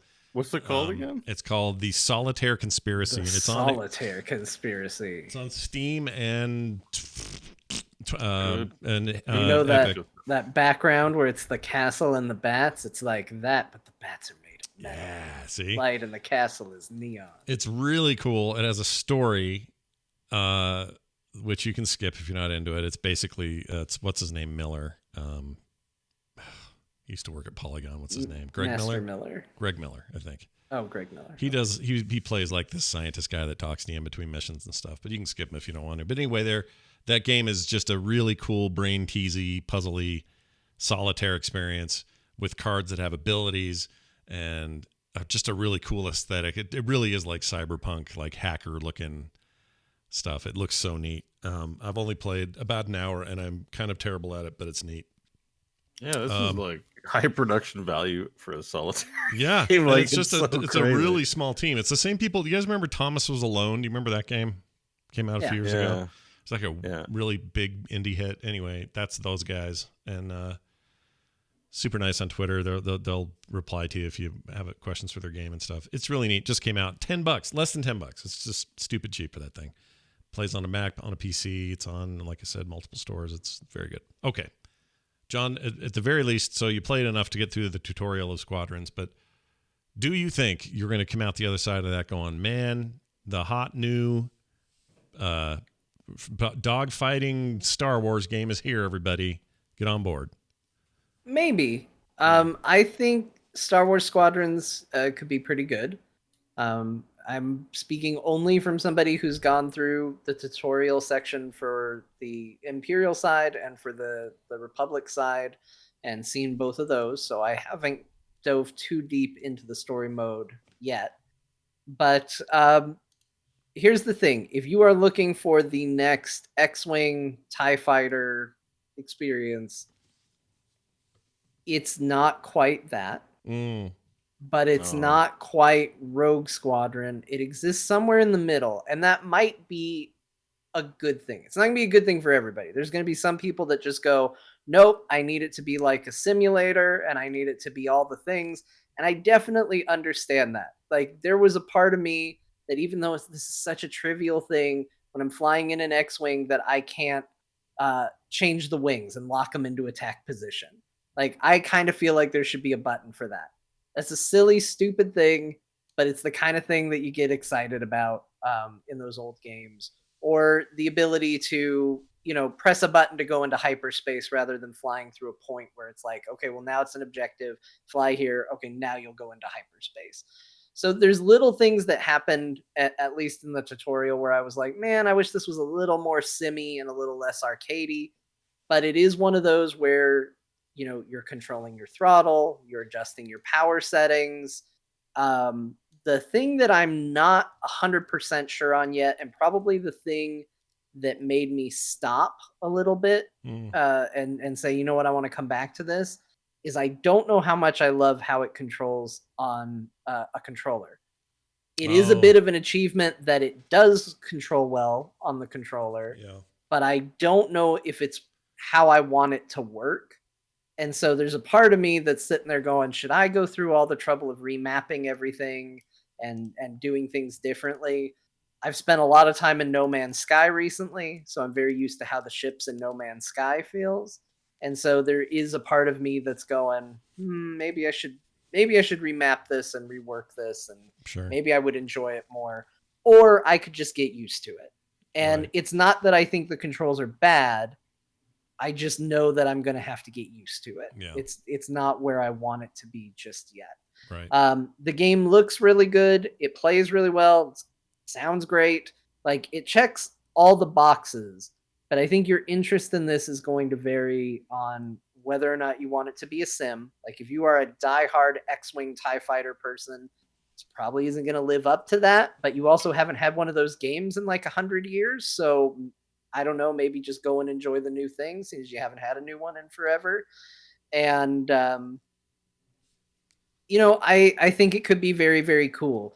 I will say that the one thing that makes me the most excited about this game is it's very easy in space sims to get into this loop of, well, now I fly in a very tight circle and we just circle each other, shooting at each other Mhm. until one of us blows up. And it's just everybody just going in a big circle, and that's what the game just turns into.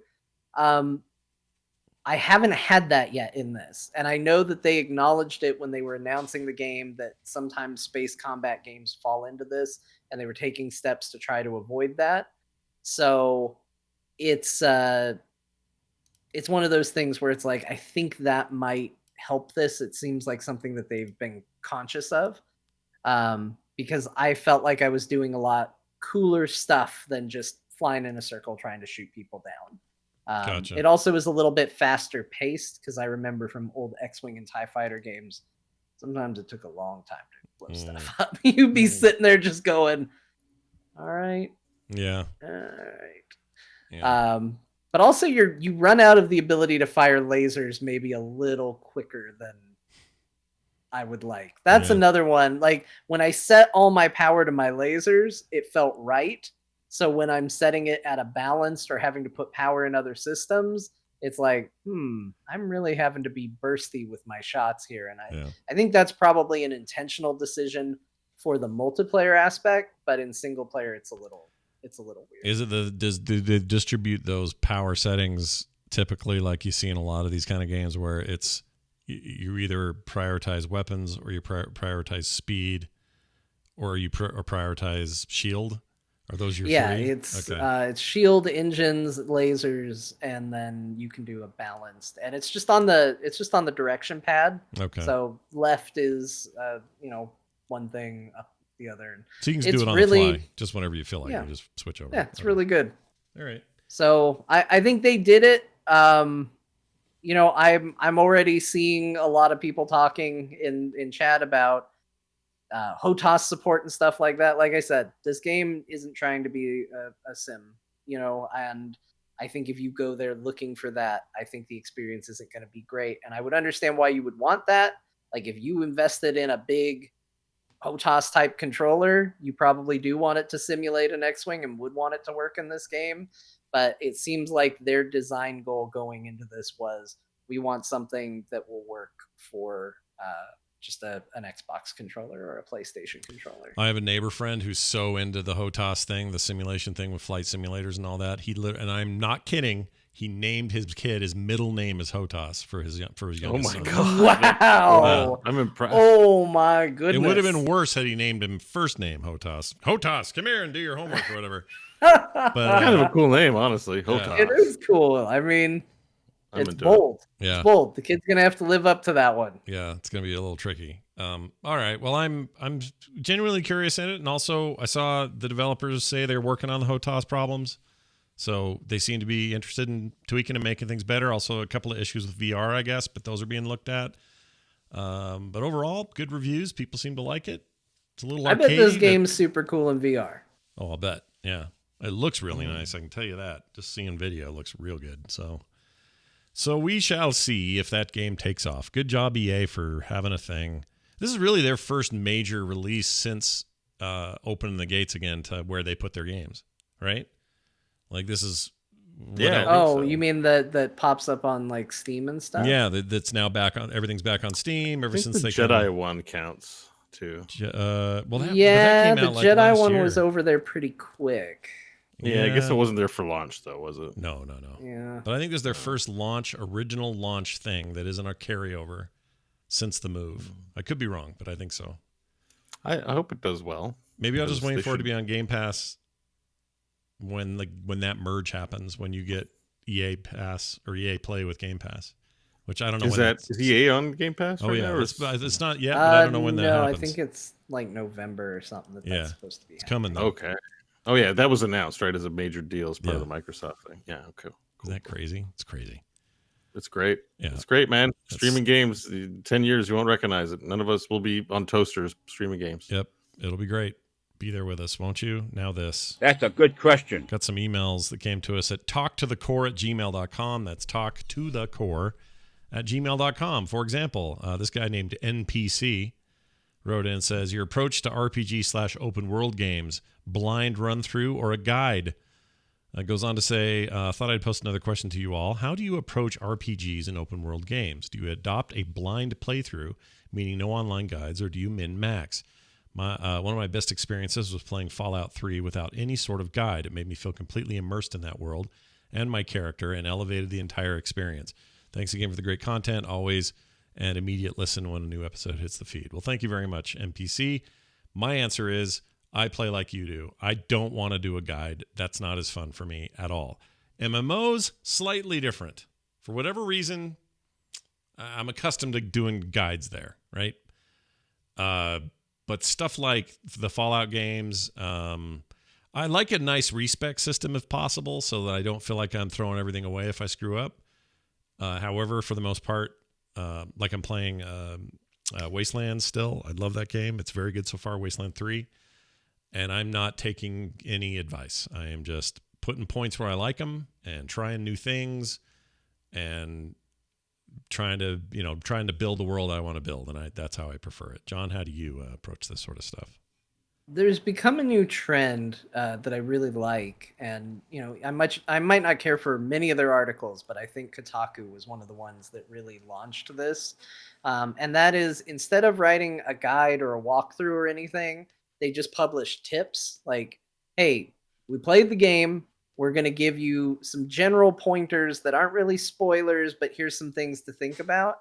I don't mind stuff like that. Like, I don't mind somebody coming in and going, hey, they have this system where, just so you know, if you put points into it, you're locked into it. This happened with Marvel's Avengers, where they said, I read something prior to playing that game where they said the talent system, the goal is to put maximum points in it. You will eventually have everything, but there's no way as a result to respec. So make sure you're happy with your decisions as you're making them. And that sort of tip I really, really like. I don't want to know that in order to unlock this thing, I have to talk to this guy, which is going to be a cool quest that does this. I'd rather experience that organically. But if you want to tell me like, hey, if you invest in handguns, it's going to make for a better starting experience in the game, I don't mind knowing that. I think that sort of thing is cool. Yeah, that is pretty cool. How about you? I have some pretty not strict, but pretty firm guidelines about this kind of thing, actually. So this might help the listener. Okay. Basically, I mean, all games, my default first experience is always guideless. Tips like John described, I think, are fine. Like, knowing that you can poison your weapons in Divinity is not, if you combine a poison barrel with your weapons and you just get an automatic buff on the weapons, that's great. I didn't think of that. And so reading a tip like that is like, yeah, that's fine. Like, my character would probably know to like put his weapon in the poison. That's cool. But really, it depends. Like, the first playthrough of a game, I'm not going to use guides until it becomes clear that the game doesn't reward exploration. Essentially, if you find that like exploring is a fun thing and the fact that there are mysteries in this game world add an air to the game that it makes it great, then I won't use guides because that's enjoyable. Sure. But like Scott was saying, World of Warcraft, like, they have beautiful vistas. They're not really focused on like discovery and uncovering things as part of the reward for playing. Really, it's other things. So a guide makes sense. Like a game like Kingdoms of Amalur, which I 100%ed achievements, I did refer to a guide for things because it became clear this was a quest givers and do things game. And like, to unlock all the things, you had to know where it was, but it wasn't really like, oh, look at this weird thing. But in Hades, I do not want to look up anything because part of the fun of that game is like, oh, this exists. That's what this system is. Wow. It's pleasurable to figure those things out. Mm-hmm. So if I'm approaching a new RPG, I wait and get a feel for it and then decide if I want to still play this and it rewards my sense of wonder, then I will not refer to a guide. If I want to play it, but it rewards my sense of progression and wonderment is not really a factor, I'll have no problem looking for a guide because RPGs are long experiences and I maybe don't want to invest 100 hours if I can only invest 30 and still enjoy my time. Sure. Lastly, if it's an RPG that I'm playing more than once, like Divinity, the first playthrough, no hints, but the gloves are off after that. Like I'm familiar with the game and the systems. I'm playing through for the second or third time now. And, I will look up things and communicate things where possible. One of our players, it is their first time, so I'm doing it less because I want them to have the wonder. And I'll close my remarks with the following. Not knowing how everything works is fun. We had a divinity fight. John, you might remember Queen Justinia. The fight in that fourth act with some undead. And they're really tough. It's fourth act fight. Anyways, Probably. We were an hour and a half into the battle of, playtime. And then, Yeah. so I've been carrying around this box of Death Fog with me. And I went, I figured it out, everyone. I know how we're getting our asses. We're getting slaughtered. And I'm like, I figured out how we're going to do it. We're going to rail them with Death Fog. Like, I didn't say what it was going to be. I'm like, trust me, guys, I got this. And then on my turn, I went up and I fired off the Death Fog. It didn't land where I wanted to. It exploded everywhere, wiping the entire party, but one person with like 10 health. And I forgot that the enemies were undead. So it didn't even kill the enemy. And we ended that hour and a half with like, what did you do? It just ruined the entire night. Anyways, we had to do it again. It took us 2 hours. But all that to say is like that sense of exploration, like, nope, that's not a good idea. Is like, if I look that stuff up and I know the answers, I'll never have that fun experience of being like, I'll save us, guys, and then killing the entire party with a stupid move. Well, I tuned into your Divinity stream and you were in the fight. I don't know if it's that fight. I don't think it is. But it was the fight where I accidentally ended the game for us. I didn't know what I was doing, and we had to do the fight twice. We had to call it a night. I felt so bad. Because we were playing with 3 other people, and it's a fight where you start in a pit and they try to poison you. So you not only have to get out of this pit before you're poisoned, but you have this really tough boss battle and all of that. And in the back of the room is a lever. And the Doomsday lever? Yeah, the Doomsday lever. And I thought something would pop up if I clicked it. Like, hey, you think about pulling the lever. This seems like it'd be a really bad idea. Are you sure you want to do it? No, if you click it, you just pull that lever. So we go through this massively long fight, strategy and fighting and all of that. And then this stupid rogue goes over to the lever and just goes, flip, and I poisoned the entire world. I killed everything. Wow. And it was it's a pretty big fight in that final act. So, it has big consequences for the entire world. It was bad. It was the end of all things. And we had to reload and do that fight all over again because of was like, I want to see what happens if but knowing all the strategies, looking up a guide, figuring, if I just go in this corner and like tag them and beat the boss, you know what I mean? Like, that's not certain games. That's what you want to do. Like but certain games, it's not fun. So I always do an assessment about how I'm enjoying the exploration of a game, and then make that decision to commit to not reading things, or to decide that that's how I'm going to approach it. But generally, it's for time saving. I don't plan on playing this game very long. Sure. I get that. Sorry, was that more of an answer than we needed? No, that's great. That's a great answer. I think that's a great answer, and I hope these perspectives have helped you. We also got another one that I just wanted to read because I thought it was rad. I'm not going to use his name just because, but he says, thanks for so many years. Says, Dear Scott, I was listening to the backlog of core episodes, episode 231. Let's see, that was about 8 episodes ago, where you discussed how you approach the topic of sex with your kids in a sensible, non-demonizing way. I'm slowly reaching an age where I'll start to think about having kids of my own. Your advice is sound, and in some ways I see you as an inspiration for the kind of dad that I want to be. It made me realize how much you have and continue to be an influence in my life. I was 13 years old when I got my first iPod Nano for Christmas in 2009. Having started playing WoW that summer, I searched iTunes on the family computer and discovered the instance. Episode 171 was my first. The flavor of the day is dill. Since then, you have been a constant companion in my life. As a teen, I did not get along well with my parents. Things are thankfully better now. Your podcast really helped me out then. I know I'm not the first to say this, but you had a positive impact on my life, far greater than you imagine, certainly greater than most of my relatives. I promise this isn't being read just because I'm trying to pat myself on the back, you guys. I did it because he's listening to Core. But anyway, over the years, I've never really stopped listening. I quit WoW many times, but stuck along for your shows. I remember when Randy left the instance. I remember the first TMS episode. I remember the Diablo show starting and standing in line at the midnight D3 release. I remember how Core started and the pivot post heroes and the pivot post heroes. I followed your life, your kids growing up, and I grew up on my own as my own life continued. I'm 23 now. I live in Berlin, Germany. Since 2009, finished high school. Wow. Had my first love, first kiss, first heartbreak. Got my first computer that I owned, studied law, worked in graphic design, buried our dog, had a car crash, broke my hip, got better, got a girlfriend, going strong for 7 years now. This year I founded my own tech startup. You've been along for the ride, even if you didn't know it. Honestly, I just wanted to say thank you. You really made a difference for some kid in his bedroom halfway across the world. Thanks for the countless hours of entertainment. Thanks for taking the risk all those years ago on podcasting full time. And thanks for getting up every day to sit behind your mic. I like that he spelled Mike, M-I-K-E, because I now imagine a guy named Mike sitting right here, right in front of me. Just love that idea. Anyway, you changed my life, maybe not in big flashy ways, but small, meaningful ones. Thank you. I hope you stay safe, and above all, take care. Love from Berlin.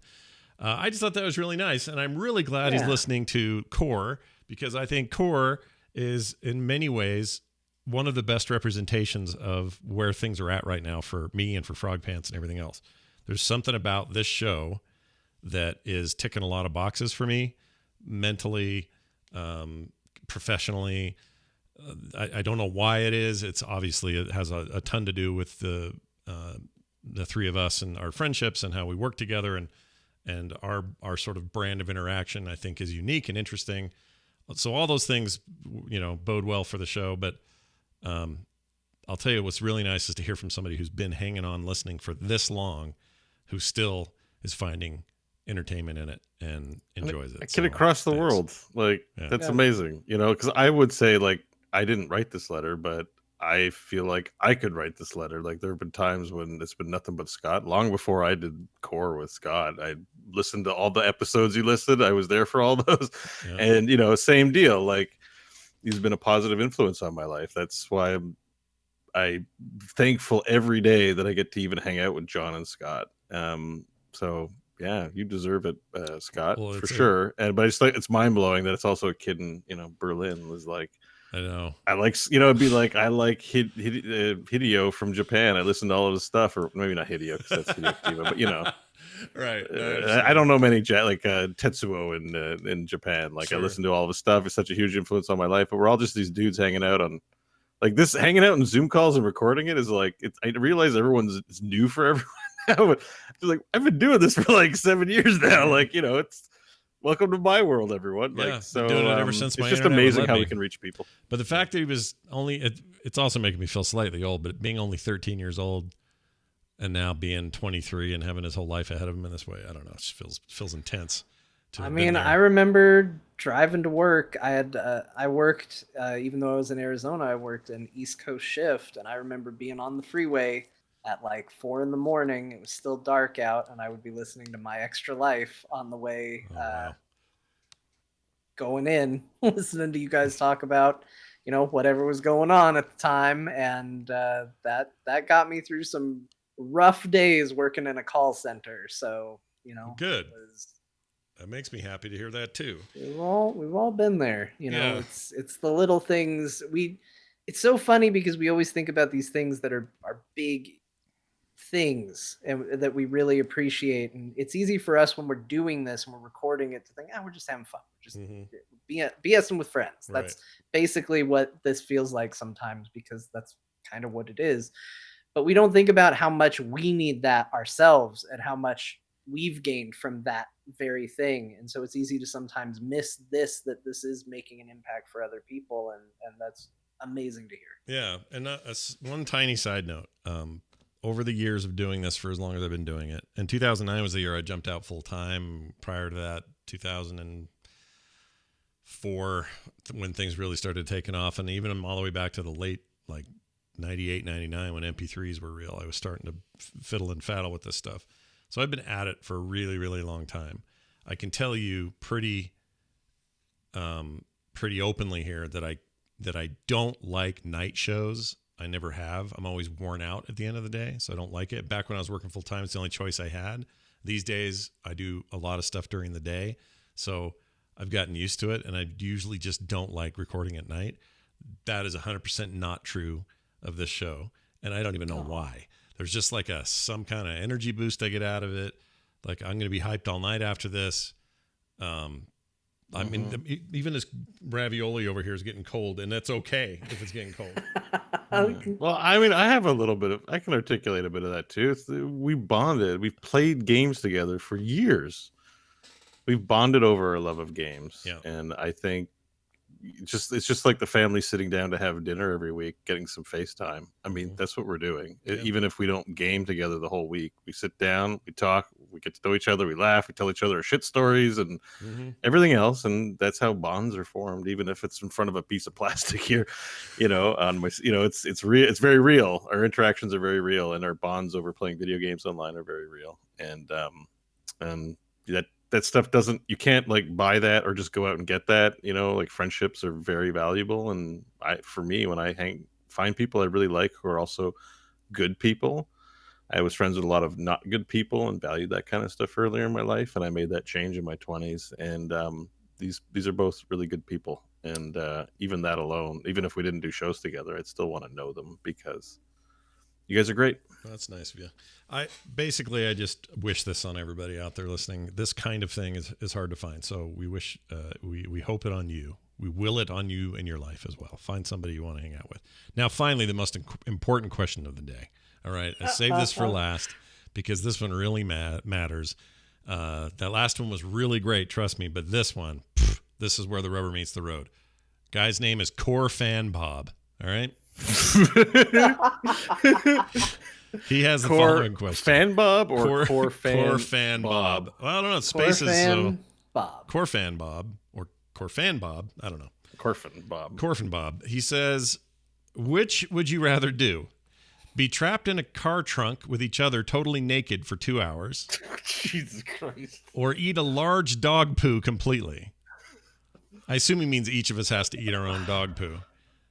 Like... Yeah, is it only one? Do we have to fight? Are we cutting it into thirds? Like, we just set it down in front of us and just... Yeah, I guess so. We each have a third of a dog poo. Yeah, that's... But it's how big is the dog poo? Is it specified? Let's say it's... Let's not go too crazy and say it's like... I had a toy poodle at one time. The dog poo is pretty small. I could probably get that down a gulp. I don't know, like... Let's say the size of this fake piece of meat here. Oh, that's not that big. Yeah, but but thicker, like a rounded length. This length, but rounded. That's the poo you got to eat.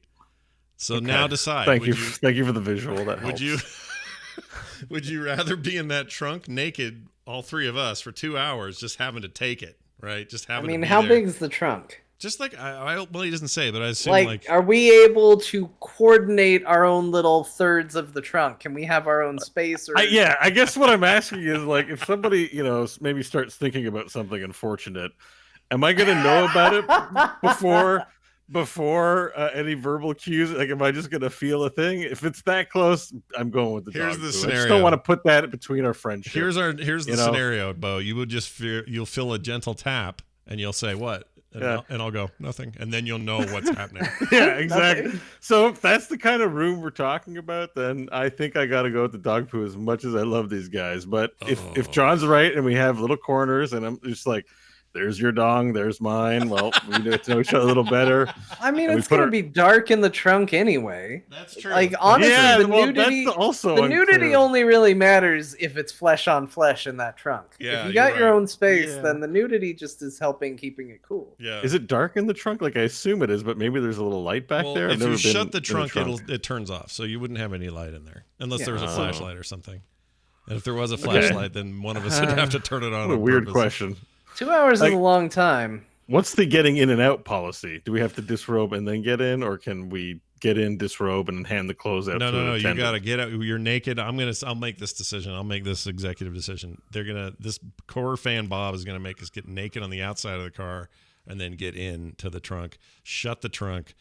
2 hours later, open the trunk. We get out. Mission accomplished. Which state are we going to, or province are we going to for this? Because if you're here, I don't know if you survive that 2 hours in the trunk.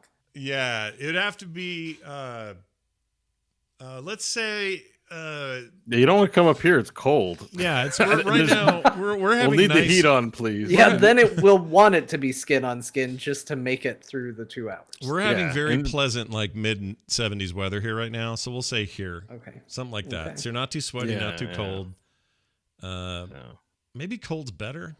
Because then we'll all basically have physical vaginas. Maybe cold is better because also no one will tap each other on the shoulder because if anything, it'll be real small. That's what I mean. We'll suck them in. We'll get the invert going. It's cold. Yeah. I don't know how much winter you've experienced, John, but let me tell you, when it's 40 below and you're walking, that can get pretty it wants to crawl inside you where it's warm, dude. No, I grew up in snowy, colder climates, so okay. yeah, I know. But I know. has it been a while? Do you remember? It feels different when you're older too, because it's just like, dear God, don't fall off. Yeah, please. So I'm gonna say, Quarter Fan Bob, make this the last email you ever send to us, because I'm not sure. I mean, I still don't think we landed on a decision. I think it depends on the size of the trunk. I'm gonna say probably the dog poo if it's skin on skin. I don't handle cramped spaces in the best scenario. The best scenario, the fully clothed by yourself scenario. Yeah. I guess if you tap me with something, it's fine. We're human. Just, as long as it stops there. If it turns into anything worse, it's good. All right. Tap me with Here's something. how it'll work. I got it. John in the middle, on his back, looking up. Bo, Okay. fetal position, aiming on the other. He's on this side, aiming at the wall. Fetal position for me, aiming at the wall. Why am I between two buns? If you guys get gas, I'm in the danger zone. I got cannons aimed from both directions. I can't turn anywhere. I don't like them. For some reason, I just see you sitting motionless, staring at that thing, repeating some kind of mantra in your head to help you deal with this situation. Okay, it's fine. I don't know why. All right. Yeah, John wouldn't sleep with me in the. Well, that sounds wrong. I mean, John wouldn't share a bed with me at the last Nerdtacular, even though I offered. Oh, It's you true. offered? I slept elsewhere. Where'd you sleep? Ryan shared a bed with me at BlizzCon. But Yeah, John Ryan. If you put a Bible between you, just stuck a Bible right between you. Just It's true. I didn't sleep in the bed. It's because I am very picky about my bed situation. I get you. Beds are. I'm with you. I'm John. I'm not you. judging. Sorry if I I outed you. And No, it's antisocial fine. bed habits. But Look, yeah. My fiance will literally tell you I am a prima donna when it comes to the bed. I will. Okay. In the morning, I'll be like, "You were a little over on my side last night." Really? That's great to know this. It's like a game of Risk over there. I love that we know this now. That's a great Like thing. the chat, he is very picky. Yeah.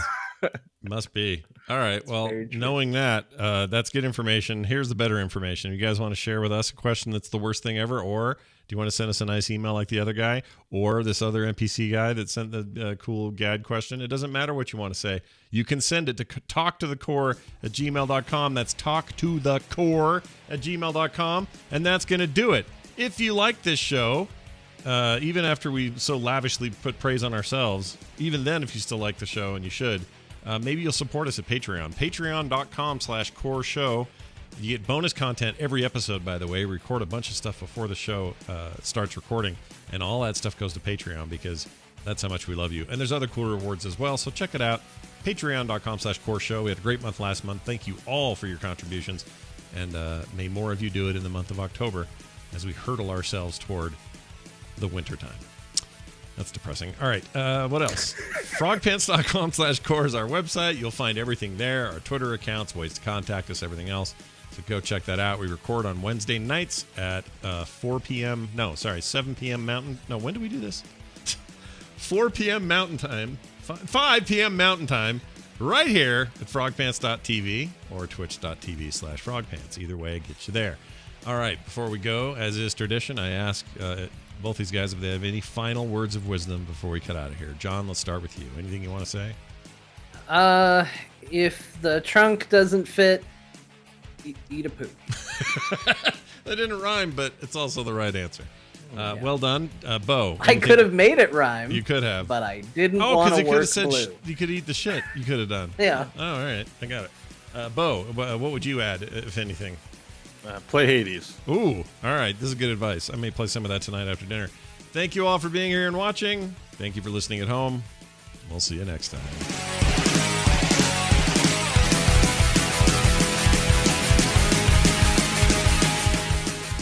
This show is part of the Frog Pants Network. Frog Pants Network. Get more shows like this at frogpants.com. Yeah.